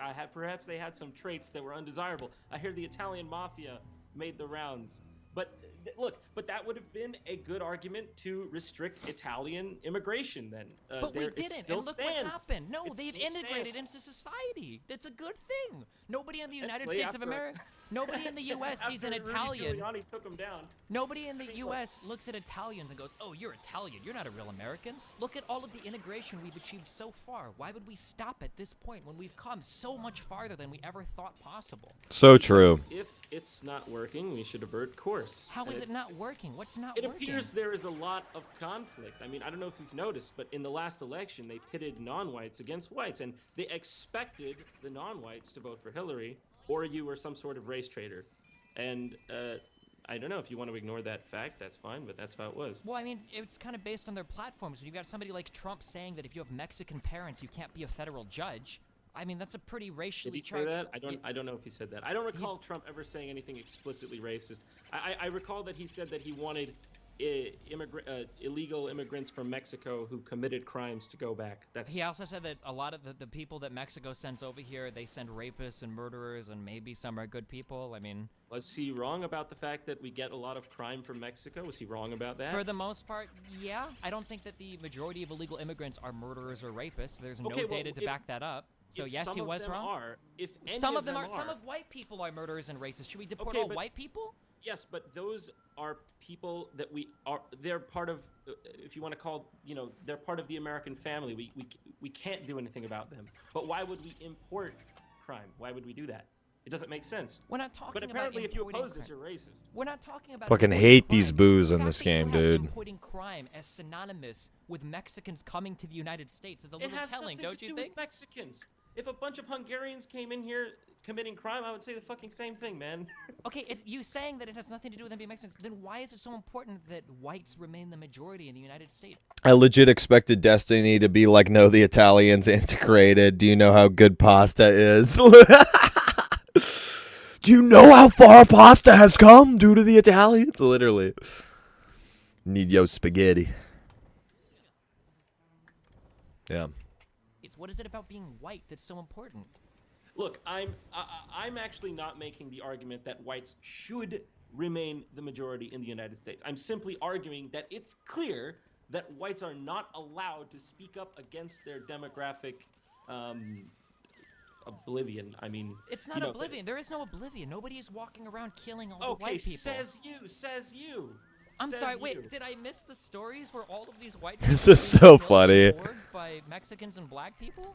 They're not being killed, man, but they're being displaced. I mean, if you... What do you mean by displaced? You are the same guy who says that Europeans displaced the Native Americans. That's your argument. That's your go-to argument. Oh, you're not a Native American, then you can never be a true American. But apparently, when other people do it to white Americans, it's okay, because fuck white people. Wait, it's obvious what you're saying. No, my original point was that I think it's strange that so many people identify as American when your family typically immigrated from another country. I never spoke to whether or not... Everybody's from fucking somewhere, man. It doesn't make these things not real. Like, well, sure, but I kind of agree with what you're saying. The British people immigrated onto the island at one point before there was anything there. I mean, what is your point? You're nothing. That's good. You've made my point for me. I agree that where you're from doesn't define who you are. That anybody can go to a country and be part of that country. So then why are we so worried about white displacement? Because it's real. Do you want me to send you a link? Would you? Here. What does white displacement mean? Come on, dude. Look at this chart here. That's what it looks like. You can show that on the stream if you'd like to. They're going to be. I mean, at this rate, it'd be the whites would be a minority by 2042. Okay, but what I'm asking is, why does it matter if a certain skin color is a minority? Because you and people of your ilk would freak out had the situation been flipped. Had the situation been whites colonizing a part of when the Chinese did it to Wait, we're Tibet? not colonizing anything. These are people legally immigrating, okay, legally so belonging. why when the Chinese were trying to colonize Tibet or whatever it was, trying to go into Tibet. Why was that, a save Tibet situation? But when I it's don't white know people- anything. I don't know about the situation in Tibet and China. I'm talking about the United States of America. Okay, well, I'm using a metaphor. What do you call it? Allegory, metaphor, Analogy. And I mean, sorry, geez, I'm dumb. I'm using an analogy to try to, give a parallel situation so you can see the hypocrisy. Try to Wait, point what out is the the double standard. Wait, I don't care about other countries' standards. I'm not concerned with them. There is no hypocrisy between saying Japan can be racist and America can't, because I'm American and I have my American beliefs and ideas. Japan has other beliefs and ideas. I understand that. let me I would ask never you go to something. Japan and tell them to change the way their country works. It's their country. Okay, let me ask you something. Do you consider the European colonization of Africa to be a bad thing? Yeah, that's a very, very complicated. It's only complicated because it's whites. That's No, the it's only not. reason. It's really complicated because in a lot of ways Africa's been exploited by different imperialist countries, and in other ways Africa has grown a lot in different economies because of their trade with these countries. That's a really, really complicated question. Africa is still lagging behind a lot of the world for a lot of different reasons, but they have been catching up and making great progress over the past 20 years. It has nothing to do with skin color or white people. I mean, you could look at it through that paradigm if you want, but that's a really complicated issue. I'm just saying, if white people go to South Africa, they colonize there. It's the white people encroaching on the Africans' land, and they should give it back. But we're not talking about colonizing or imperializing people. We're just talking about immigration in the United what States, do you call a large number of people from one specific place coming in, setting up their own ethnic enclaves, and then waving their own flag ethnic inside of our enclave? Yo, come on. What? waving your own flag. I'm pretty sure we have a lot of Mexicans. Motherfucker says ethnic enclave, like the enclave from fucking like Fallout. Oh, I gotta focus. Come on, get this boot. Come on, come on, come on. Yeah! Got it. That come to the United States, that are living in the United States, that wave American flags and are proud to be American. Yes, of course there are some, but there are also large swaths of them who don't feel that way, who want to break parts of America off back into Mexico. So what would you say to those? Okay, so just to put your argument on paper, you think that there are people that risk rape? Okay. I'm going to try to find a Toad so I can save, because we've made some decent progress on Luigi's Mansion. I'm going to probably swap it over to, I think, probably Super Mario Sunshine. We'll play some of that. And, yeah, we'll play a little bit more of this JonTron debate, but it seems like it's going in a lot of just circles of they're not meeting on the same level. JonTron says a lot of racy shit that he ends up apologizing for later on.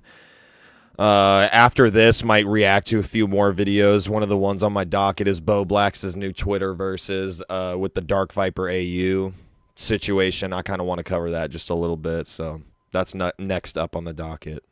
Fleeing Mexico to come to the United States, whose ultimate goal is to secede part of the United States back to the place that they fled from. I'm sorry, can you say that one more time?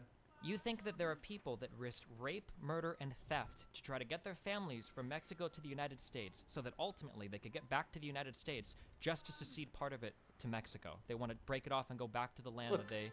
Man, I'm not going to speculate on why they did what. All I know is what they are doing. And Whoa! You just speculated, though. You said that they wanted to... No, I didn't speculate. You said they wanted to come here and break off... You know... Where is these movements of Mexicans trying to get, Texas to go back to Mexico? What? When you have these illegals coming up and getting so bold to say, try deporting me, Trump, that's a sign of a problem. By the way, it's inarguable that the locations from where people have immigrated has changed. Up until, I believe it was 1965, it was all Europeans, and now most of it is from Mexico. And by the way...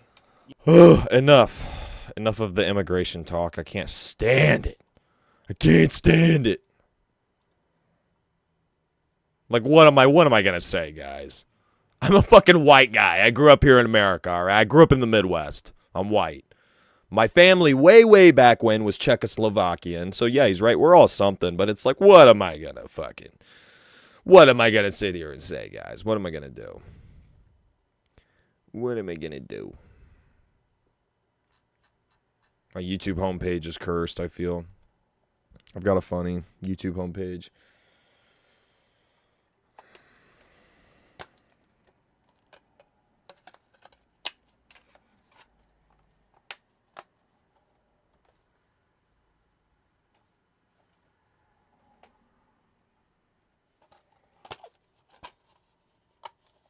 Exactly, yeah, Midwest, you white. Exactly, dude. Literally, though. What am I gonna say? What are my thoughts? Well, here's my take on immigration. It's like, it's why you don't hear me talking about a lot of political shit, because I'm like, dude, it really, I can't. What am I gonna say? The fuck am I gonna say about it, right? Bo Blacks TV. Let's look up Bo Blacks.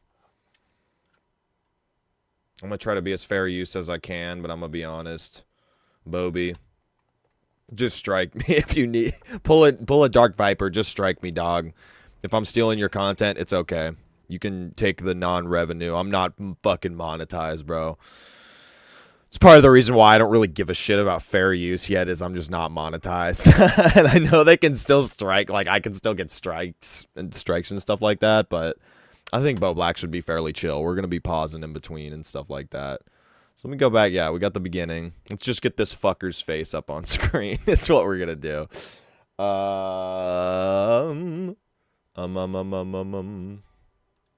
There's my Wii. Gonna load up the Super Mario Sunshines.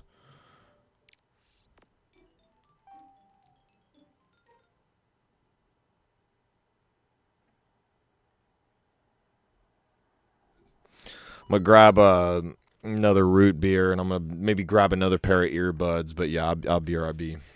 Just so y'all know what's next on the docket. Video change and game change. Super Mario Sunshine.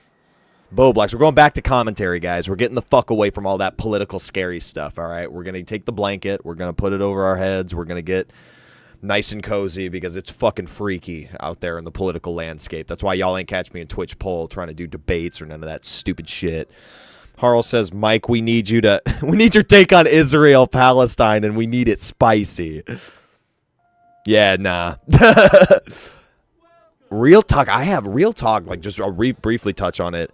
I still almost have, like, no idea what's going on. I just know that there's a certain group. I think it's Hamas are the ones who are versus Israel, and the people in Israel are obviously Jews, so it's kind of like a Muslim versus Jewish kind of conflict, and all I know is that conflicts like this have been going on fucking, it's a tale as old as time.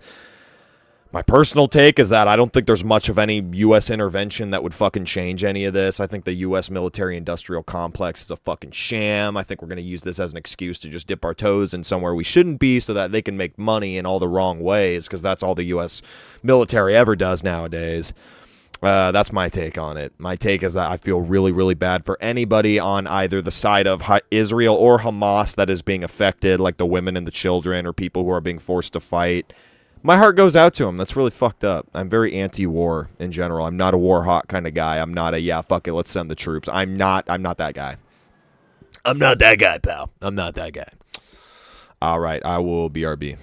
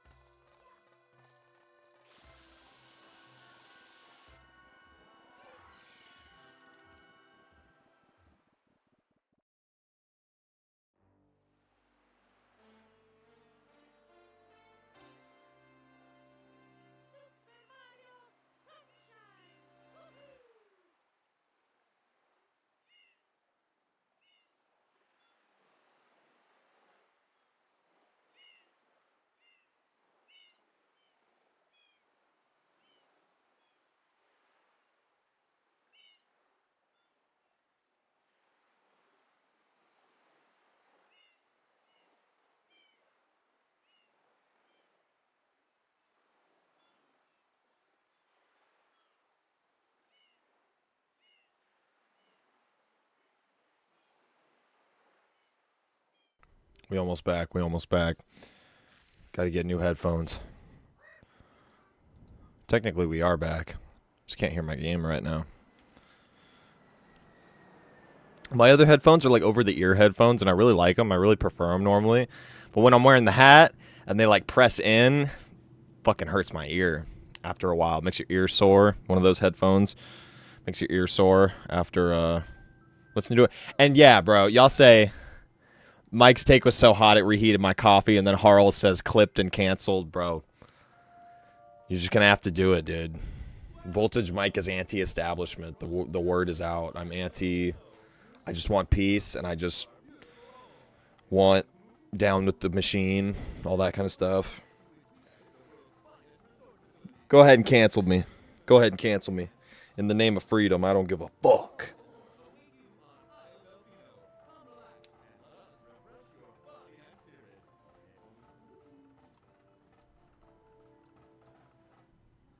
Dark Viper AU is a content creator known for his GTA speedruns and for his insane over-the-top takes against reaction content. He is so against reaction content, in fact, that he attempted to false copyright strike a creator called ChudLogic for making a fair use 35-minute reaction to his 9-minute video. We found this out when ChudLogic talked about it on his Twitter called Irrational Chad, where he says, Dark Viper AU, the most pathetic specimen that he is, has tried to copyright strike my coverage of his video about React content. Sadly, YouTube have kicked it back and said they believe my content is protected by fair use. He provides a couple images proving this. The first one is confirmation of the notification that was sent by Dark Viper to YouTube through his Rambles podcast channel, and the second image is of YouTube saying they won't take down the video despite Dark Viper's complaint. Nicholas Diorio says, this can't be real. It would be so funny if his React content campaign ends with YouTube vibe checking his false DMCA, effectively shutting him down. Imagine writing a 15-page MLA research paper on stealing content and not being able to properly file a copyright strike. Yeah, so for those of you guys who are like, you don't really know who Dark Viper is, he speedruns GTA 5. He became famous around a year ago because he had this essay that he made that was going to be going towards a video. And it was very anti-React content because he made a pretty interesting argument that I think still has valid points. It's just the way he's carrying it is ruining his whole mantra and like everything. He's got a point where he's like, yeah, a lot of reaction content, it's like a pure watch party experience where the fact that people would watch it through the stream and they would have no reason to go and look up the original video or support it.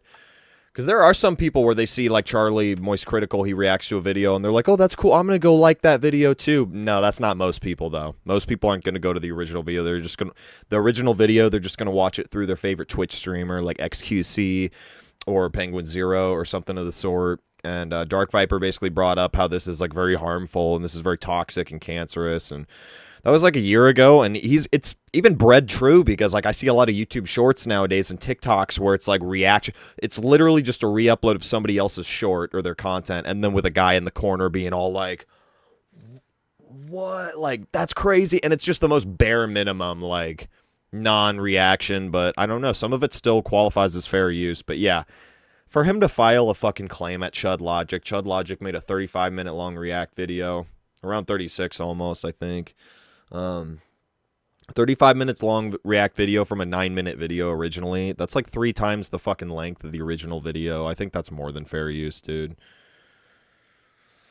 There's a fucking Mike, you can't cancel it. No, you can't cancel the truth. Yeah, for real. Nothing but truth up on here, but it's probably an old chat. I didn't read it in time, but yeah, Dark Viper's an interesting specimen because it's like he's got some interesting points, but at the same time, the dude is kind of a fucking lolcow, and he's kind of a fucking weirdo.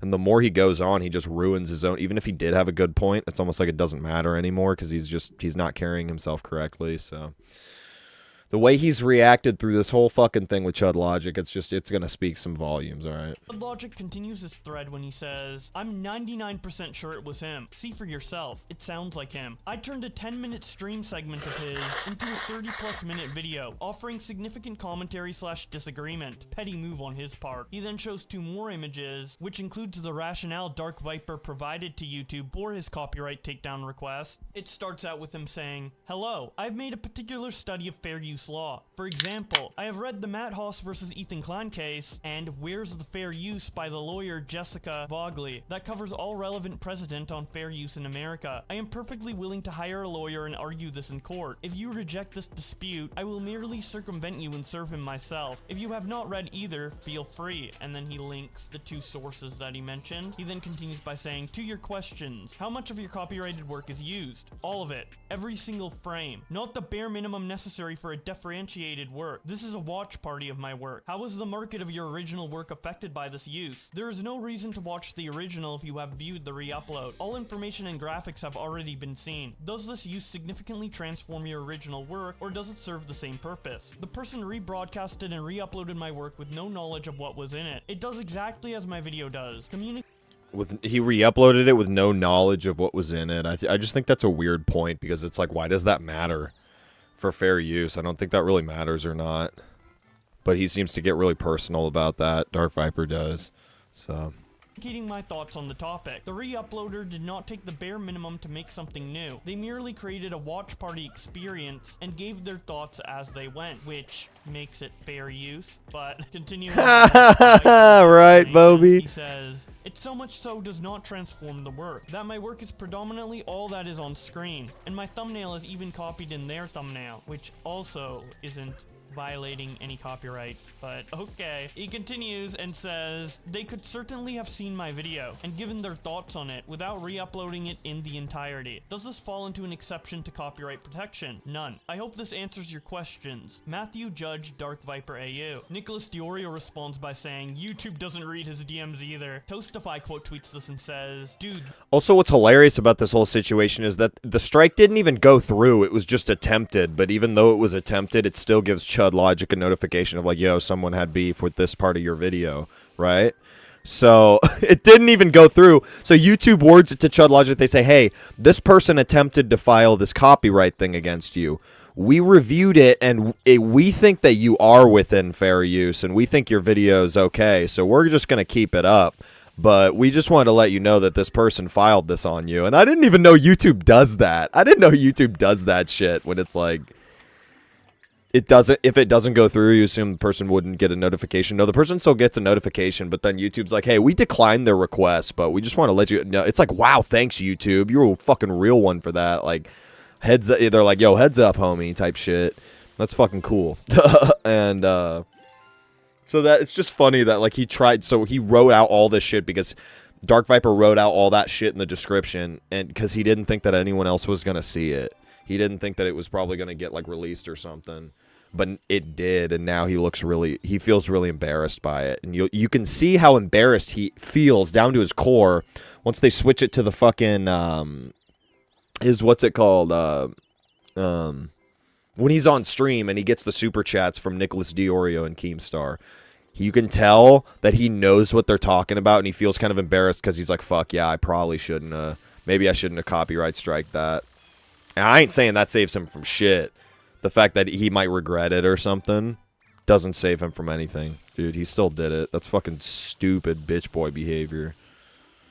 This part of Dark Viper's email is wild, literally outright stating that he's going to take him to court. Chud Logic versus Dark Viper about to be the trial of the century. Chris the Narc says, Dark Viper has a level of autism/schizo energy that concerns me. Such bullshit he attempted a DMCA over criticism. The Omni Bully responds to all of this by saying, Dark Viper AU is a total degenerate loser, zero talent, whines constantly, will engage in mass flagging and DMCA to shut down his critics. I don't know how a motherfucker who claims to have such a wide breadth of knowledge knowledge on copyright law thinks he can get away with copyright abuse this blatant. Nicholas Diorio says, it appears Dark Viper tried and failed to DMCA Chud Logic. This dude is a total fucking lolcow if this was really him. I doubt he even feels his copyright was infringed, though I bet he will claim that if he takes ownership of the strike. If it was really him, it was 100% because Chud touched a nerve. I wouldn't accept any other answer. Def Noodles responds by saying, can't wait till Dark Viper drops his 30,000 word dissertation explaining why he's in the right. Nick responds, true, laughing my ass off. Chud responds linking the tweet where he shows what Dark Viper said to YouTube and replies under Nick saying, I'm pretty sure it's him. Could be a third party or a troll, but it sure For real though, YouTube did snitch.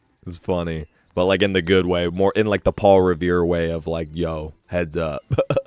sounds like him. I respect More it. info here. Nick then follows up his thread by saying, I asked him and he gave a non-answer. Maybe I wasn't the best person to ask because he knows who I am. Hi Dark Viper, were you the one who filed a DMCA on Chud Logic's reaction to you? Just wanted to clarify if that was you and not an impersonator.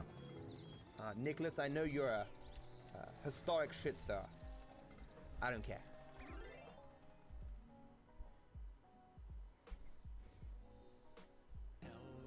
Nick continues by saying, Keemstar don't— Like, bro, he says, I know you're a historic shitstar. I don't care. And it's like, all right. That's just so vague. It's a weird-ass, vague-ass response, man.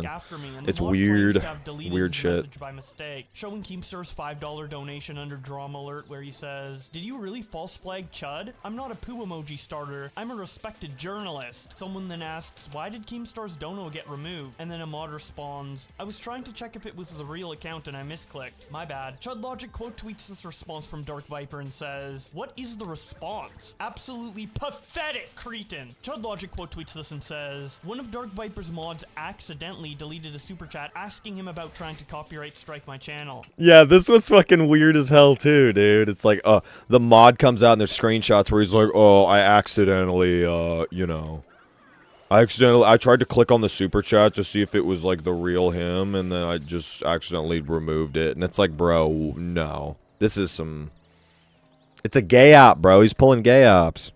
Eventually, he gave a mealy-mouthed non-answers. If Dark Viper is so certain he's in the right, why is he afraid to answer basic questions about the situation? Confusing Opinion says, yo, Dark Viper AU, what the fuck? Simple question. Nick just asked if you DMCA'd Chud Logic when he used your videos in his coverage of you. Don't shy away from this, my guy. That is the last thing you'd want to do, making you seem like a less reputable individual. Chud Logic then tweets out, update! I have received a second email from YouTube. Dark Viper attempted to copyright strike both the stream of my coverage and the edited video of my coverage. Fortunately, this has also been knocked back by YouTube, attaching images of YouTube informing Chud Logic that the same person requesting a copyright takedown from the previous video is also doing it on this other video. And this person who has been striking him is the YouTube snitched twice. YouTube snitched again.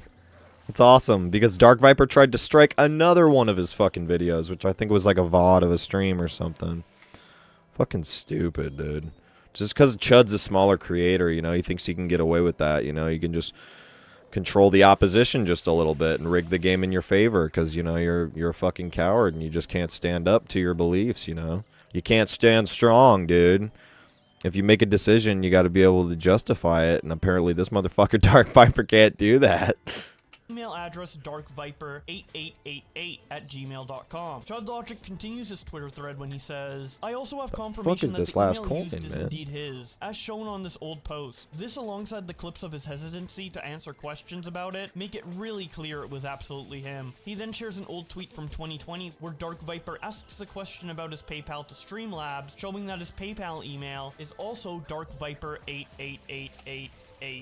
It's 5 8s. I don't know if I said the amount of 8s properly last time or not, but it's 5-8. Nicholas Diorio responds by saying, for someone who claims to be an advocate for content creators, DMCAing someone who made a video shitting on you is like the most anti-content creator thing you can do. Actually embarrassing. He then quote tweets Chud Logic and says, Dark Viper AU, idiot, filed a second DMCA on Chud Logic. He failed to remove a 35-minute critical takedown of Viper's 2-week-old 9-minute video. Lol. Over 3 times the length, laughing my fucking ass off. What a joke. Showing what a joke. of the video length. reply in his response For by real, saying, though. React Harder doesn't make what Chud Logic does automatically fair use. I was about to say, yeah, I love the way he reads stuff. Like, they'll love the way he yells. Yeah, me too.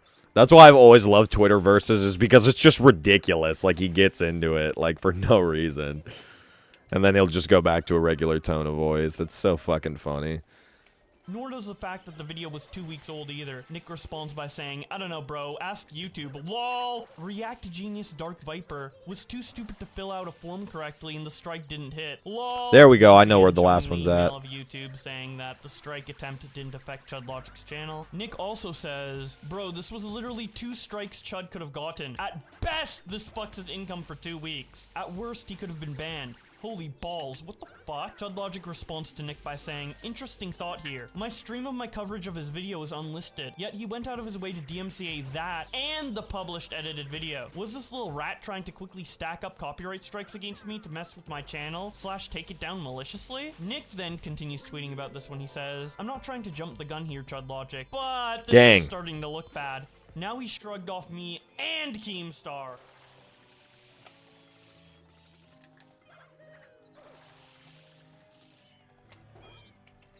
Yo, shit.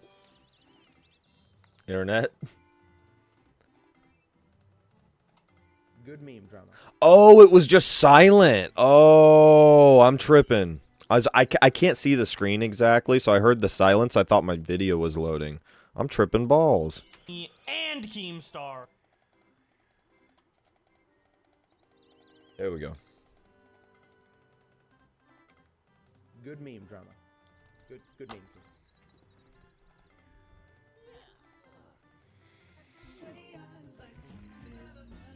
So yeah, that's what he says then when Keen tries to donate, and he says, hey dude, I'm not a shit starter, you know, I'm a respected journalist, and it's like, fucking, literally is just, oh, nice joke, bro, he's like, good one, but in the sense of like, he's got that good, guilty-ass fucking look on his face, like he knows he did something he shouldn't have done. Why you look so guilty, bro, if you can stand so strong on your debates and your talking points and your assertions about React content?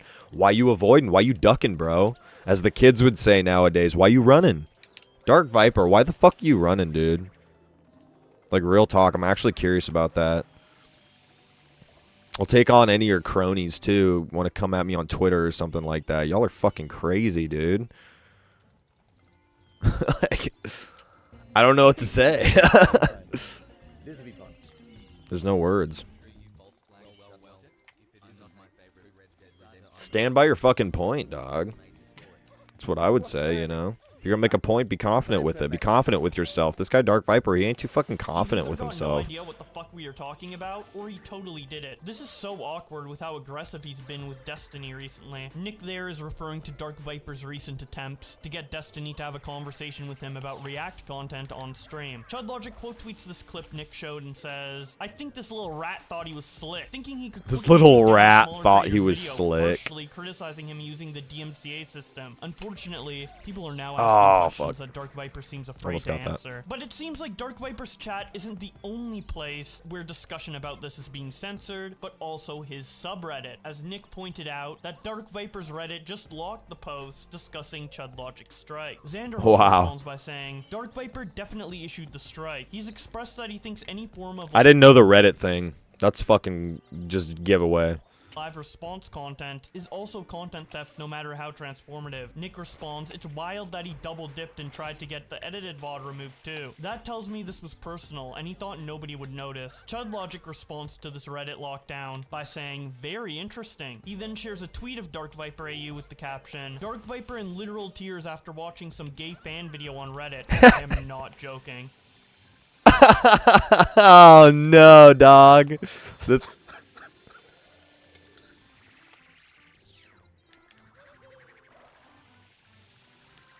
He watched a fan edit that his fans made of him on some cringe shit and just...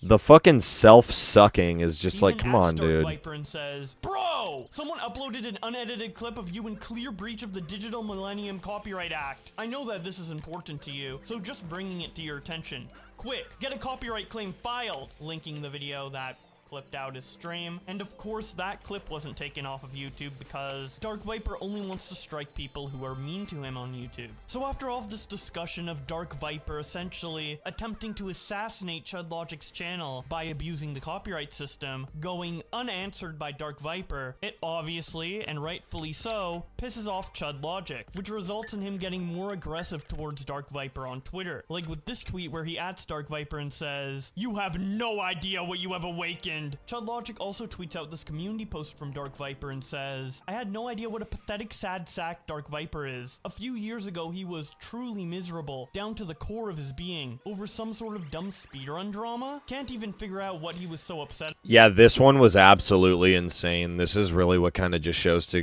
goes to show this guy's either like on the spectrum or he's like fucking, he's got like no life, dude. Like he's just, I understand being into the GTA speed running, but he just takes it so fucking serious that he developed his own category. They called it OKO, one hit KO. Like where you get hit once, like, and you're dead. And this is a run that, like, Dark Viper wanted to create, like, his own run, basically, and he was trying to find a way. He was, like, the only one mapping it out, really, but then apparently there was a guy in the background who took a lot of Dark Viper. Dark Viper had mapped it out probably to, like, the later half of the game, and then this other guy just took Dark Viper strats and then made his own strats on top of that, and then finally came out with his first ever speedrun ever. The guy's name was Unnamed, is what he went by, Unnamed. So they'll address him, and I'll just call him that, too. And, yeah, Unnamed, he, took Dark Viper strats and then made his own run and basically beat it, you know, for the first time because the run had never been completed. So he then got the world record, and then Dark Viper was very pissed off about this because Dark Viper talks about how in the speedrunning community, when you map games, you always, like, share your strategies with the other people in the community. Like, you all show each other your work, basically, in math, but this guy, Unnamed, he didn't do that, and he kind of did a scummy thing, but it still counted, technically, and Dark Viper, literally, to say he was malding is, like, an understatement. He went fucking ballistic. He went, like, psycho, bro. Like, he got to the point where he was, like, he said, like, they end up going into the fucking quotes and shit, but he says, "I feel empty to the core of my being. I feel like I have no purpose. Like, I want to die." Like, it's like, dude, it's just a fucking video game, dude. It's literally just a video game. You gotta fucking chill out on that shit, dude. You're a fucking grown man. You're like 30 plus. You might be a millionaire at this point off all the fucking money you've made on Twitch because he does really well. And, dude, you gotta fucking figure it out, dude. You gotta do something. I don't know. Go get some exercise. Go hit the gym. Go start biking. Go do something physical, you know. Get your body going because you can tell he just stays inside all the time, dude. Look how pale homeboy is. God damn, dude. Like, go fucking fix yourself. Go clean yourself up, dude. Come on. About here. I'm about to cut a mountain of videos on this freak. He then shows the community post where Dark Viper links a Twitch clip and says, "I think this was the last straw for me. I was checking my suppressor due to a change in the strategies on Big Score. I have been doing less and less OHKO runs over the last few months due to truly hating the category, the rewards for success now being non-existent, and my general fatigue, but I would rather be shot in the head than continue right now. I am not the sort of person who can fake being interested in something." He said, "I'd rather be shot in the head than continue this right now." It's like, okay, then just don't continue it. Just, like, stop playing. So finding time when I am mentally engaged enough to do a run has become harder and harder. Being spammed at about Unnamed and that I should take a break has been some of the worst experience I have had in my almost decade of making content online. I have never had so many people so passionately try and make things harder for me. I've never missed being a small content creator until now. I miss seeing a comment with bullshit in it and being able to make a video on a whim responding to it. Now merely acknowledging falsehoods gives them greater life than what you were initially trying to extinguish with your response. Actions that people undertake to make your— Sounds like you can't handle the fucking heat, buddy. That's what it sounds like to me. Sounds like he can't handle the fucking heat, bro.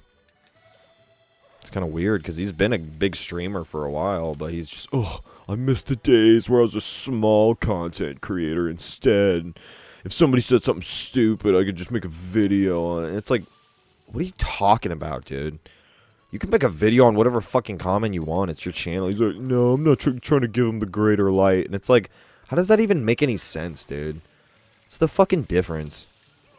This bro he's got some, I don't know, he's got some shit going on, clearly. Your life worse, you can't mention, or else it gives other people greater knowledge as how to fuck with you. I am truly miserable, down to the core of my being. Obviously I hate Unnamed, and his doing shit for the memes, but those of you who read this who have sent me bullshit over the last few weeks, fuck you. I am not a bad person. I have always done the best that I could. My best is not good enough for this shit. As Turkey Tom once said, hit the gym, do some lifts, do some push-ups, and lose those tits. Yeah.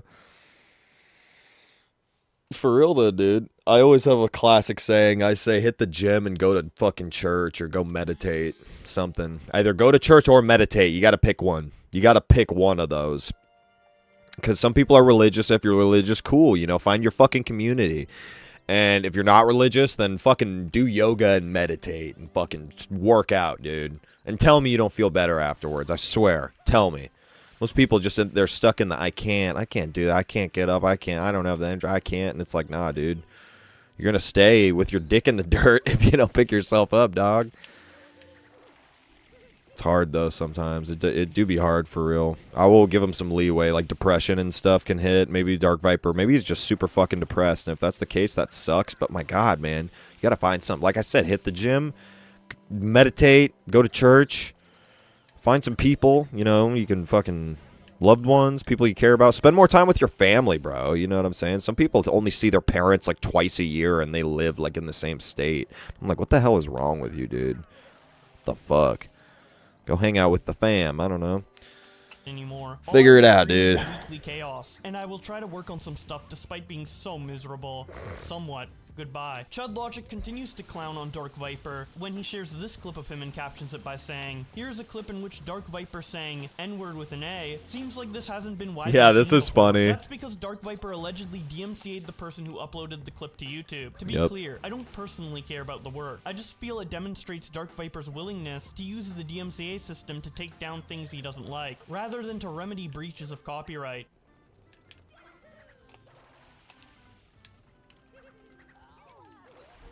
I gave him a weapon. Nigga, bullshit. Wait. Hey! I said it with an A. He says, oh, I said it with an A. It's like, you still said it, bro. I think that's funny. Cotton 4K. I don't give a fuck, personally.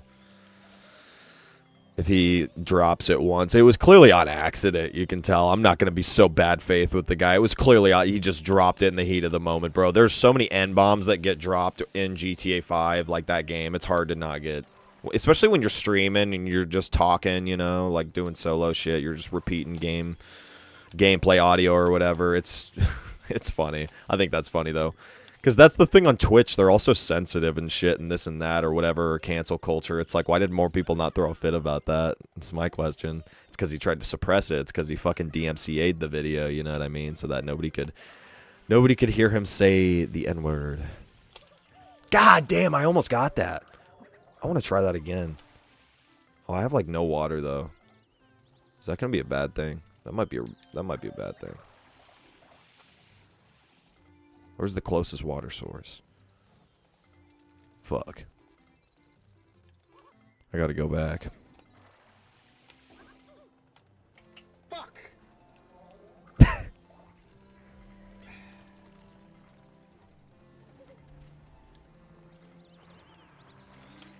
I was just mimicking what he said. God damn it. Yeah, exactly. Oh no. It's as easy as that.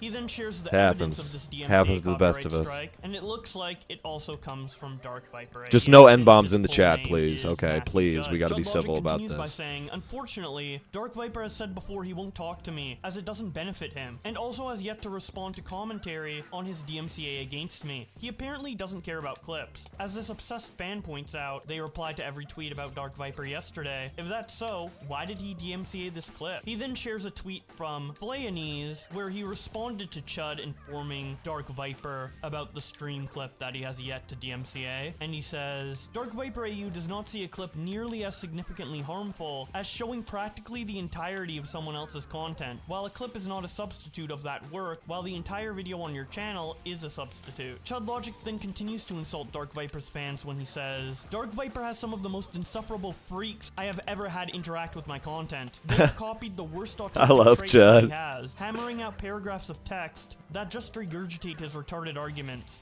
Keep yourself safe, Dark Viper fans. And then he shows this massive comment made by user-fu9kh3lm70, which is just, I don't want to read it. I know it's my job, but I don't want to read it. I'll leave it on screen for a bit. If you want to read it for yourself, feel free to pause the video, but as Chud Logic said in his response, I ain't reading all that. But Chud Logic isn't the only one clowning on Dark Viper, as Nicholas Diorio shared this clip with the caption, Dark Viper Australia, copyright abuser, confirms he has no friends. Only his mods know how much it hurts. This one's just sad, dude. At this point, I almost don't have much insults left. This guy's just, he needs something.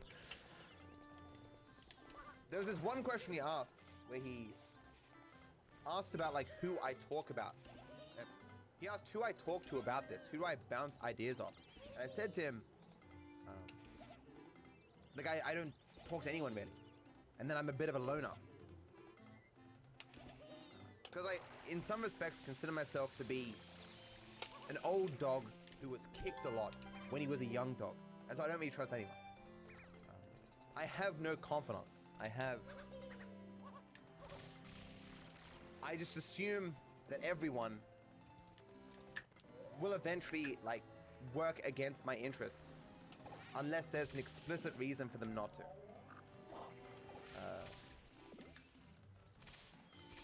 I've just never really had anyone in my life that I can trust a lot. The closest thing I have now is my mod.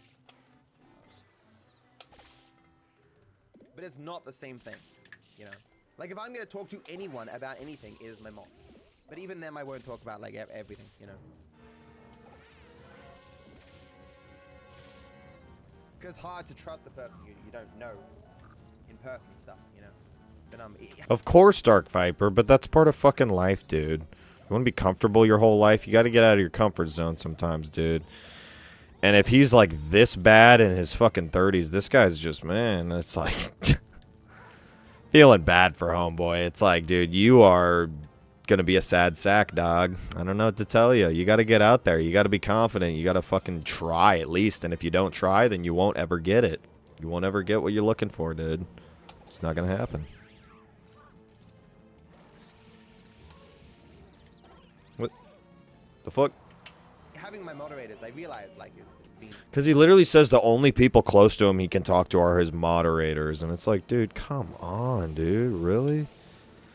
Like I said, fucking go do something. Go fucking play board games somewhere at, like, a card shop or something like that. Go find people to hang out with. Go fucking... He's like, no, well, I gotta stream all the time. It's like, no, you don't have to, bro. You're clearly fucking suffering, dog. You gotta figure out something else to do. He's been playing GTA 5 speedrunning it for like 10 years, dude. Or maybe not 10 years. Probably closer to like 7. But it's like, come on, dude. Still. He's been cooped up the whole time. Like, that's all you've been doing, dude. A lot better than what I had before, which was literally...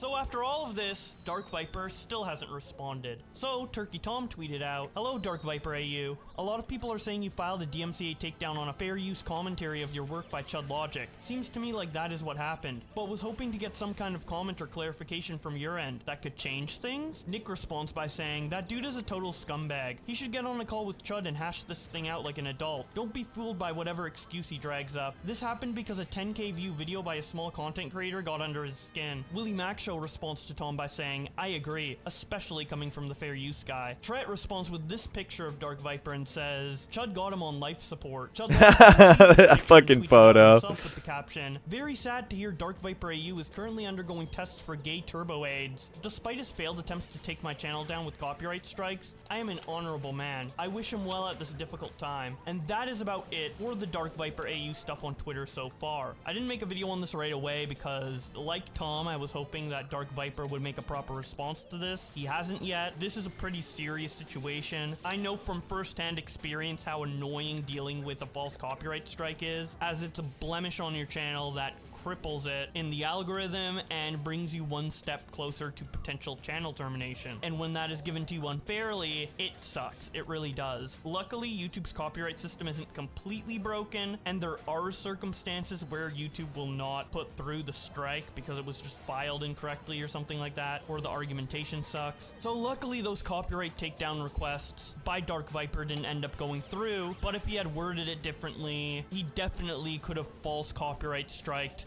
Chud's channel and put it at the verge of termination, which is completely unacceptable, especially considering this guy is trying to advocate for and talking about the nuances around transformative reaction content. To misuse copyright like this not only makes him look like an asshole and a piece of shit, but also shows that he doesn't actually know what he's talking about in regards to his criticism of reaction content. Anyways, that's just my opinion. I would love to hear yours in the comment section below. If we get an update from Dark Viper AU, I will update you on this channel, so don't forget to subscribe with notifications on if you don't want to miss that. And with all that being said, thank you guys so much for watching. Facts. Bo Black's video W, as always. Go subscribe to Bo Black's, everybody.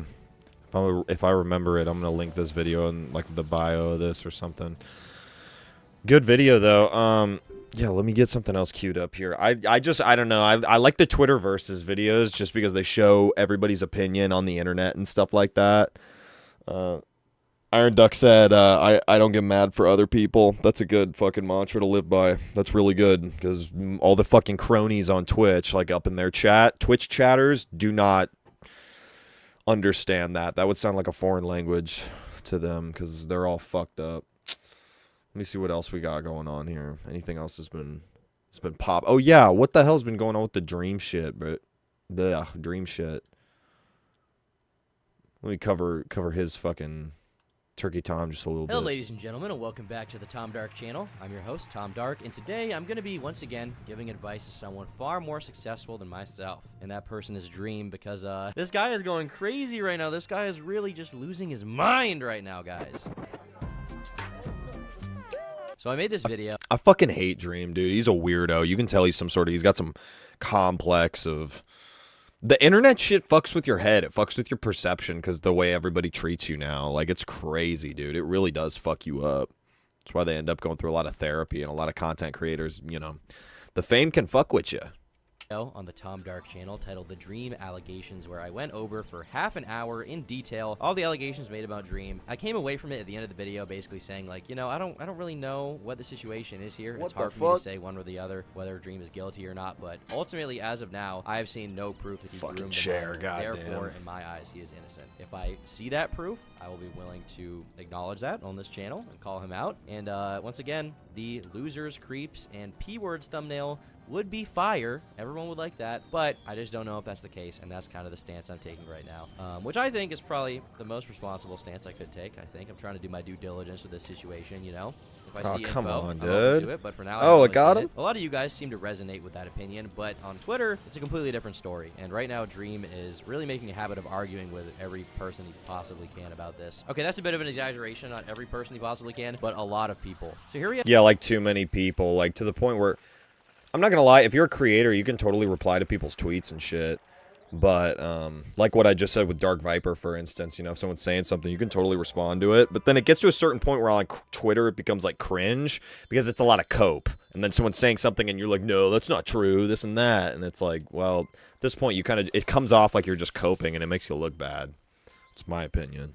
We have this tweet where he says, I talked on stream about how I'm going to make a detailed video with logs, screenshots, and evidence and gave some bulleted points, and I got completely clipped out of context and spread somehow as the lie that I admitted everything. Then the moving of the goalpost started to, he may not have sexted anyone, but grooming is just messaging someone underage, and he admitted she DM'd him, and then digging into my sex life or my relationship history with only people older than me. And I mean, this is kind of what's happening right now as far as what I've seen. But once again, like, Dream just needs to make this video and needs to stop talking on Twitter about this, but he will not stop talking about it on Twitter. He just will not. No, for real. And I thought it was insane too, because I could be wrong, but like a lot of these fucking weird ass allegations about Homeboy came out like a year ago or around a year ago, and it was like right after he did the whole face reveal. So he did that weird face reveal, and he looks fucking weird, and he acts weird too. He's a weird little megalomaniac something. He's just a weirdo, dude, like, because the fame and shit, like I said, it fucks with your perception of things.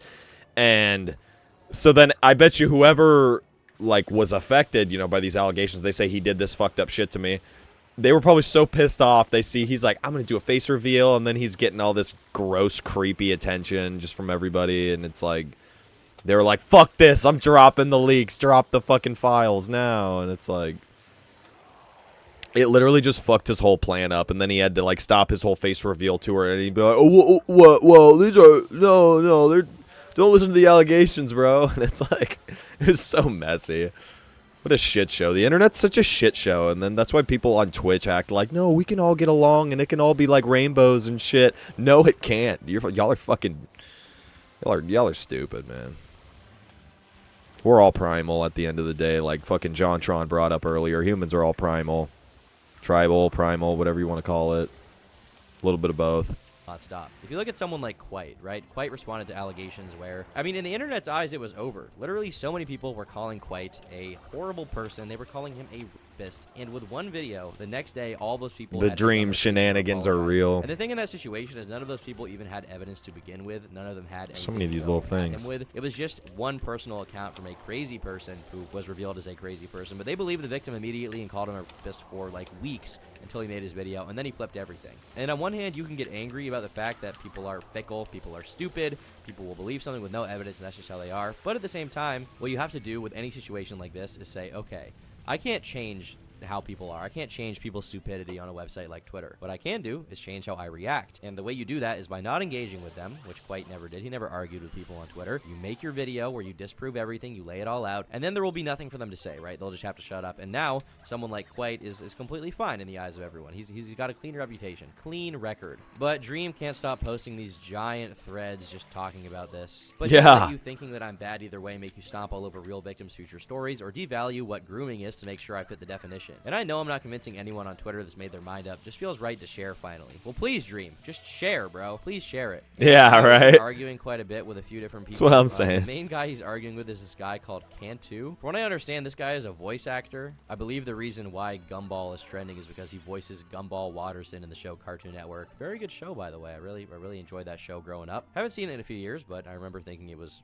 freaking Kino when it was. Are they talking about fucking Amazing World of Gumball? That was a really good show. That was Kino. Coming out. And basically everyone here is posting, like, own that N-word, Gumball, stuff like that. I thought this was Too Mad for a second because Too Mad took this guy's name for a bit. Then we've got this guy saying Dream after losing an argument to Gumball Watterson. The Gumball Watterson versus Dream beef is crazy. Address grooming allegations or beef with Gumball. Dream. Beef with Gumball. A picture of death battle. Dream versus Gumball. He said bro beat the shit out of him. I didn't expect Gumball to have hands like that. So what exactly is going on here? What is this Gumball story? Yeah, what's going on here, man? 15th, Dream Tell us, tweeted out Turkey. saying, "Who want me?" with this picture.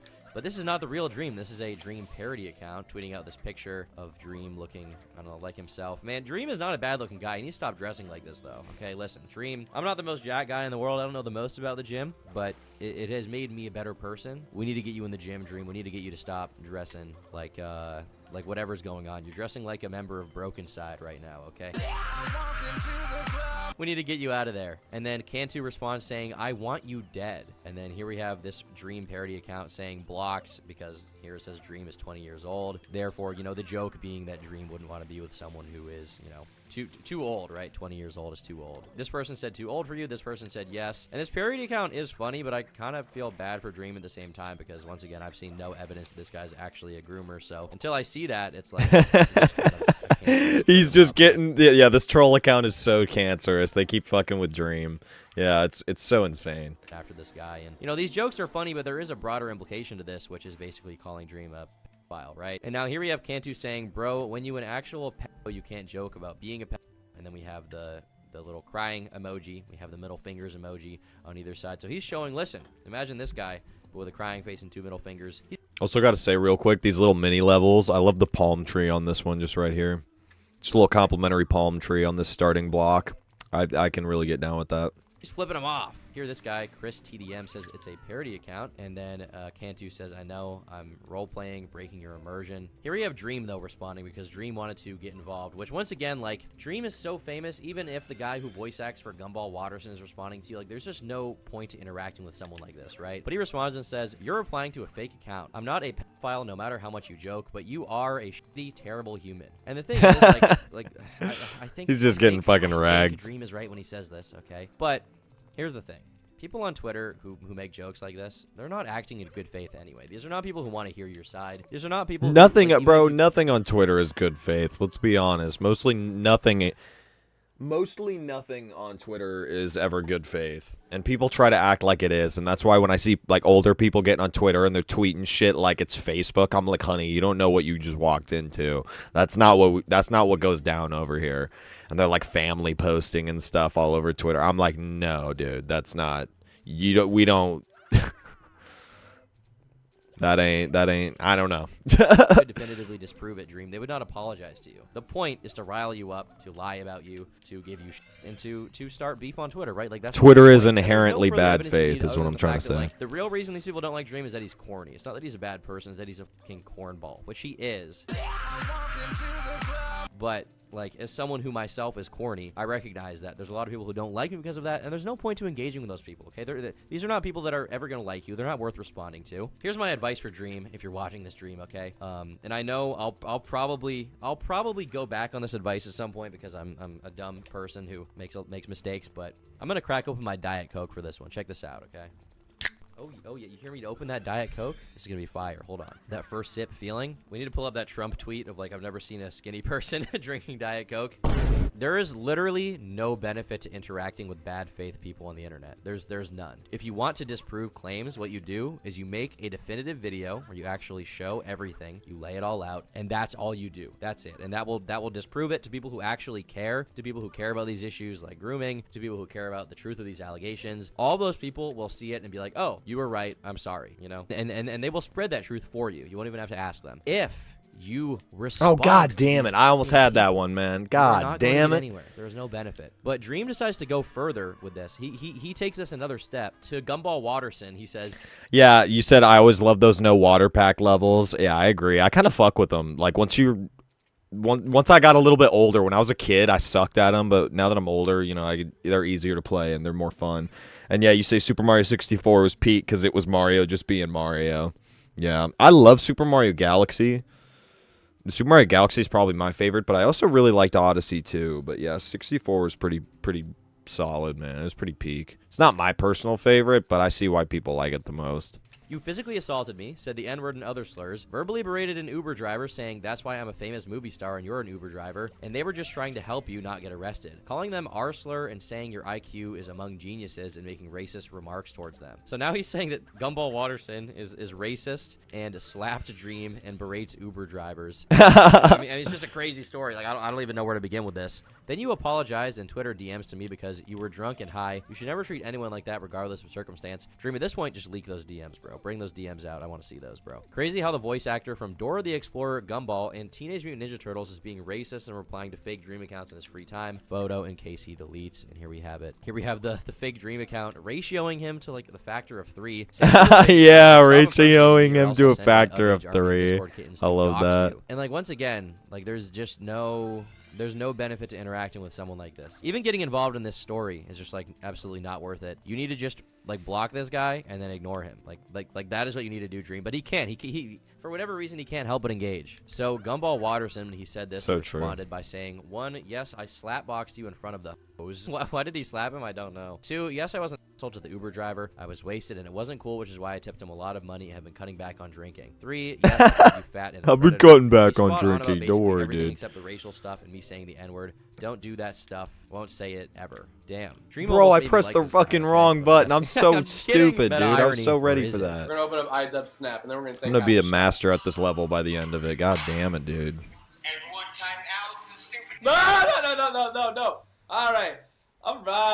Hire a Harvard professor to calculate why, despite texting every Twitch streamer in Austin, not a single one of them wanted to get with you. So now he's saying Dream is desperate. He's messaging all these girls. I mean, for someone like Dream, I feel like he's like a famous, desired person, right? Like he's very famous. Like if you're at his level of fame, there are gonna be girls coming out to talk to you. Assuming they're of age, why not just like wait for them to message you? Because I'm sure they are. Like in Dream's message request on Instagram, I bet that stuff is crazy.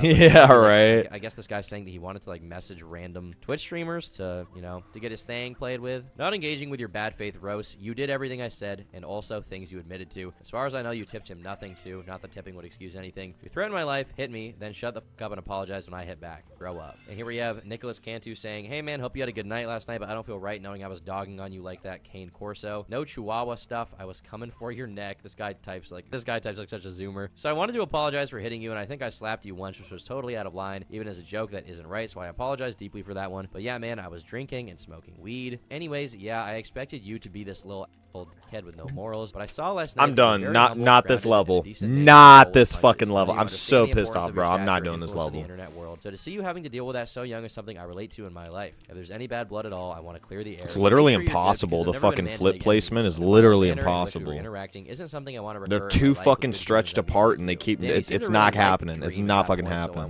Look, we can still go to the fucking park though. Right now. And the violent we didn't even start Gelato Beach. We could do that, but I might finish up Rico Harbor first. I truly will never know who is right and who's lying on that, but I know that having lies and rumors spread about you. They were lining up for Dream, then the mask came off. That's what I'm saying, so why is he like definitively facts now publicly? Like nothing has changed since this went down, I assume. So apologies for sticking on that for so long and saying it in front of strangers like in the Uber. Wait, he said it in the Uber? What? This guy is kind of, I mean, he seems funny, but he seems like kind of a nut. I'm a little gay-bo, true. Lol, anyways, man, I hope you still enjoyed yourself at the party, and I'm glad you pulled through. Excuse me. Crazy. This is just like the worst interpersonal YouTuber drama ever. Like, I pray I never get involved in something like this. It may happen, but I pray I'm never involved in some situation where Gumball Watterson is smacking me in the face. And then we have this person named Robbo saying, hi, I was there. You called a girl I knew a got slapped for it. What is wrong with you? How did you turn the situation into you being a victim? Nick even sent a paragraph apology to you about slapping you for being a misogynistic loser that texts little girls and you claim he's racist? Go to hell. Whoa.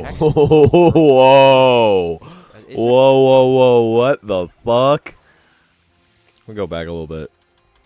Face. And then we have this person named Robbo saying, hi, I was there. You called a girl I knew a got slapped for it. What is wrong with you? How did you turn the situation into you being a victim? Nick even sent a paragraph apology to you about slapping you for being a misogynistic loser that texts little girls and you claim that's insane. Hell, texts little girls. Jesus. Wow. Is it? Why are all these people saying? Can I see the fucking proof? Where is the proof? Context: the slap happened months ago. I confused it with an altercation that happened more recently during TwitchCon. Sadly, Dream called a close friend of ours and wasn't slapped for it. I mean, this is just insane, bro. I don't even. These people are going crazy. Who is this? Who's this Robbo person? Is this like a YouTuber?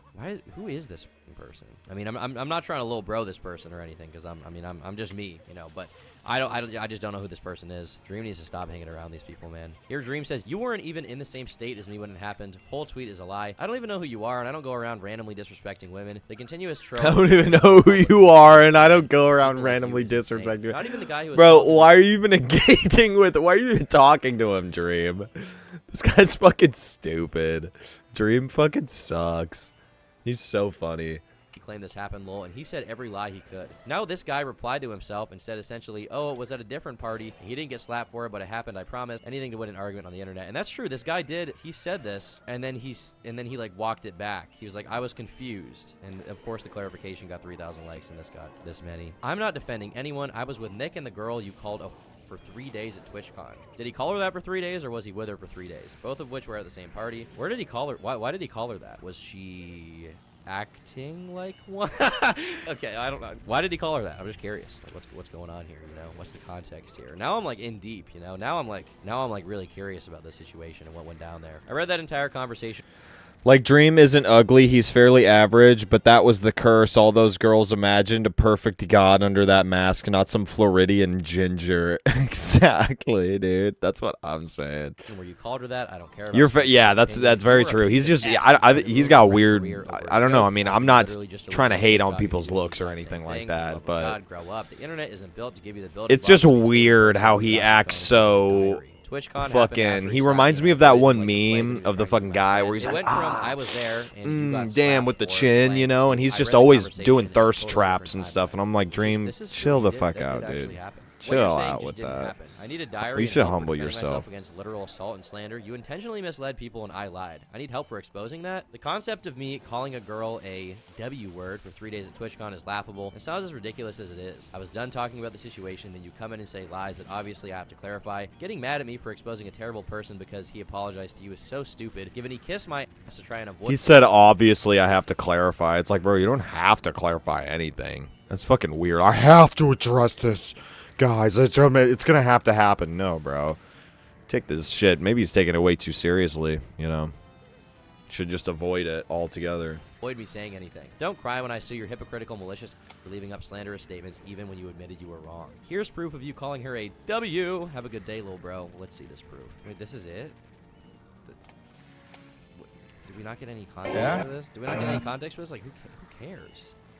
Who cares, bro? Listen, when you're talking to Shouty, when you're talking to Shorty, sometimes you just call her that, okay? That's just how You're it talking is, to you know? Shouty? Not on some mean stuff, but just, I don't even know what I'm saying. What is the context of this, though? That's my biggest question. Like, I want to know what this even means. So this guy, Robbo, he's been tweeting out, being threatened to be sued over Twitter is the most privileged thing I've ever experienced in my life. And this is such, like, this, like, doesn't say anything. He says sue me, and then he's, like, kind of crying about it, and it's like, well... On one hand, if you're telling the truth, then you shouldn't be sued. But if you did lie, and Dream feels that you lied, like, he has a right to sue you. Like, being threatened to be sued over Twitter. It is over Twitter, but also, like, if you're making false statements, and that impacts Dream's reputation because people think he's a horrible person because of something you said, well, why are you going to play the victim now? Like, you made public statements. You published statements about I need to find him and just be like, bro, aren't you the one who had their dick in that milkshake? Bro, what?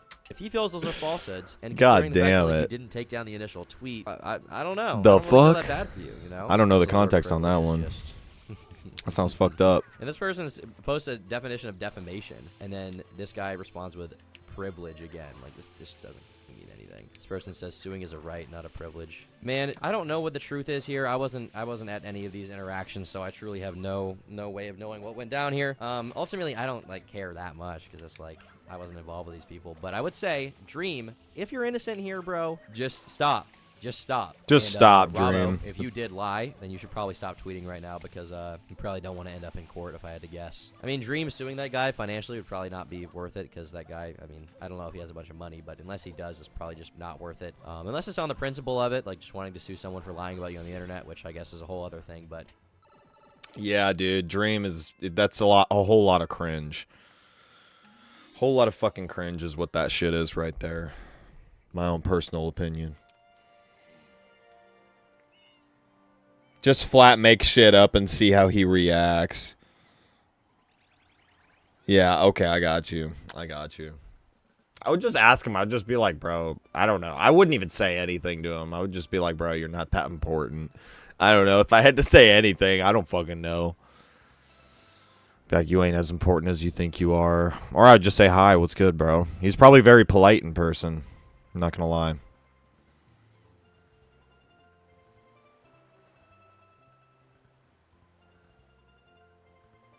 Well, if more content pops up, you know, we'll get on into it. But other than that, I don't really have anything else queued up in terms of the videos. I'm going to run through this mission real quick, and then we might wrap up the stream sometime soon. Get our feet planted up in Gelato Beach. Oh, yeah, true. 1 second. Edit my audio now that I'm not playing YouTube shit.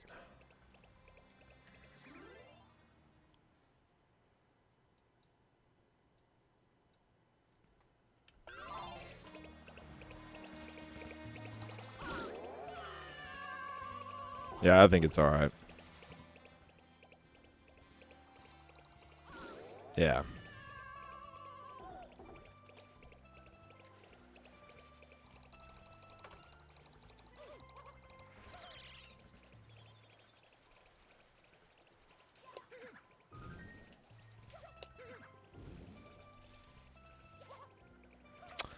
Wild stuff. Lots of wild stuff been going on.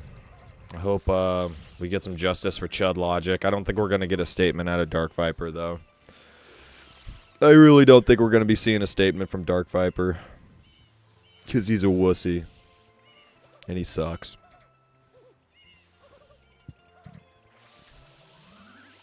Suppression never really works the way you want it to.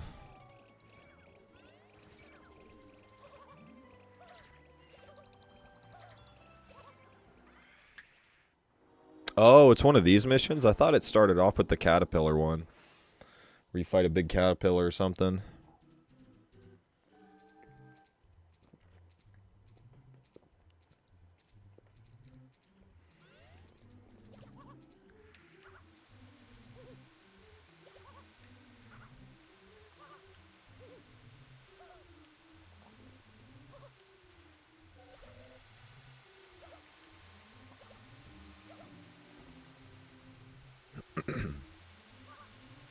This level's kind of fun, the melting sand. The look of it and the noise of it, it always reminded me of like sugar cubes, like the way they melt in your mouth and shit. I always thought these looked like sand, like sugar cubes or something. Oh, no, no, no, no, no, no, no. Okay, we'll do it again. We'll do it again. It'll be an easy dub. If there is a statement, it'll be him crying. Yeah, he's just gonna do the sniffling over the fucking Reddit video like a weirdo, dude. Come on. Get a grip, dude. That's why I unsubscribed from him, dude, is I was like, okay, at first I could see kind of a cool dude in there, but then, yeah, the dude's been a straight up, he says, I'm kind of a loner. I'm a loner. It's like, yeah, you are a loner. Kind of a loner. Oh, I'm dead. I have died, unfortunately. Bro, I always thought of them as sugar cubes too, dude, literally, like, I don't know why, like, I mean, they're tan, they're not, like, white colored, but for some weird reason, when I would play this mission as a kid, I always thought of, like, I want to, like, eat one or something, like, I want to try eating one. I bet it would taste good. I don't know why. It's something about the melting noise. It's, like, kind of calming. I don't know.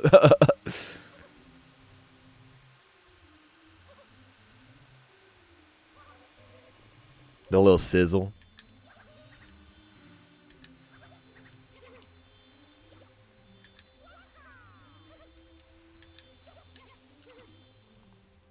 Oh.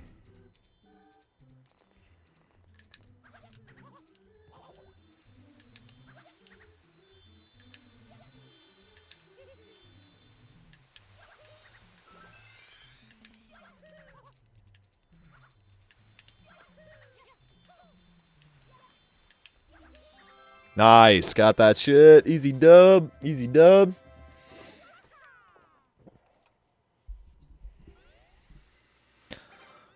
Alrighty. Fucking A. Wrapped up that mission. Hell yeah, I think this was a nice productive chill stream today. I'm getting fucking hungry as hell, or else I would have carried it on a little bit longer, but nice little midday chill stream, you know, a little gaming, a little bit of YouTube, a little bit of all that stuff. So, go ahead and pause my game here. Appreciations to everybody who came out to the stream today.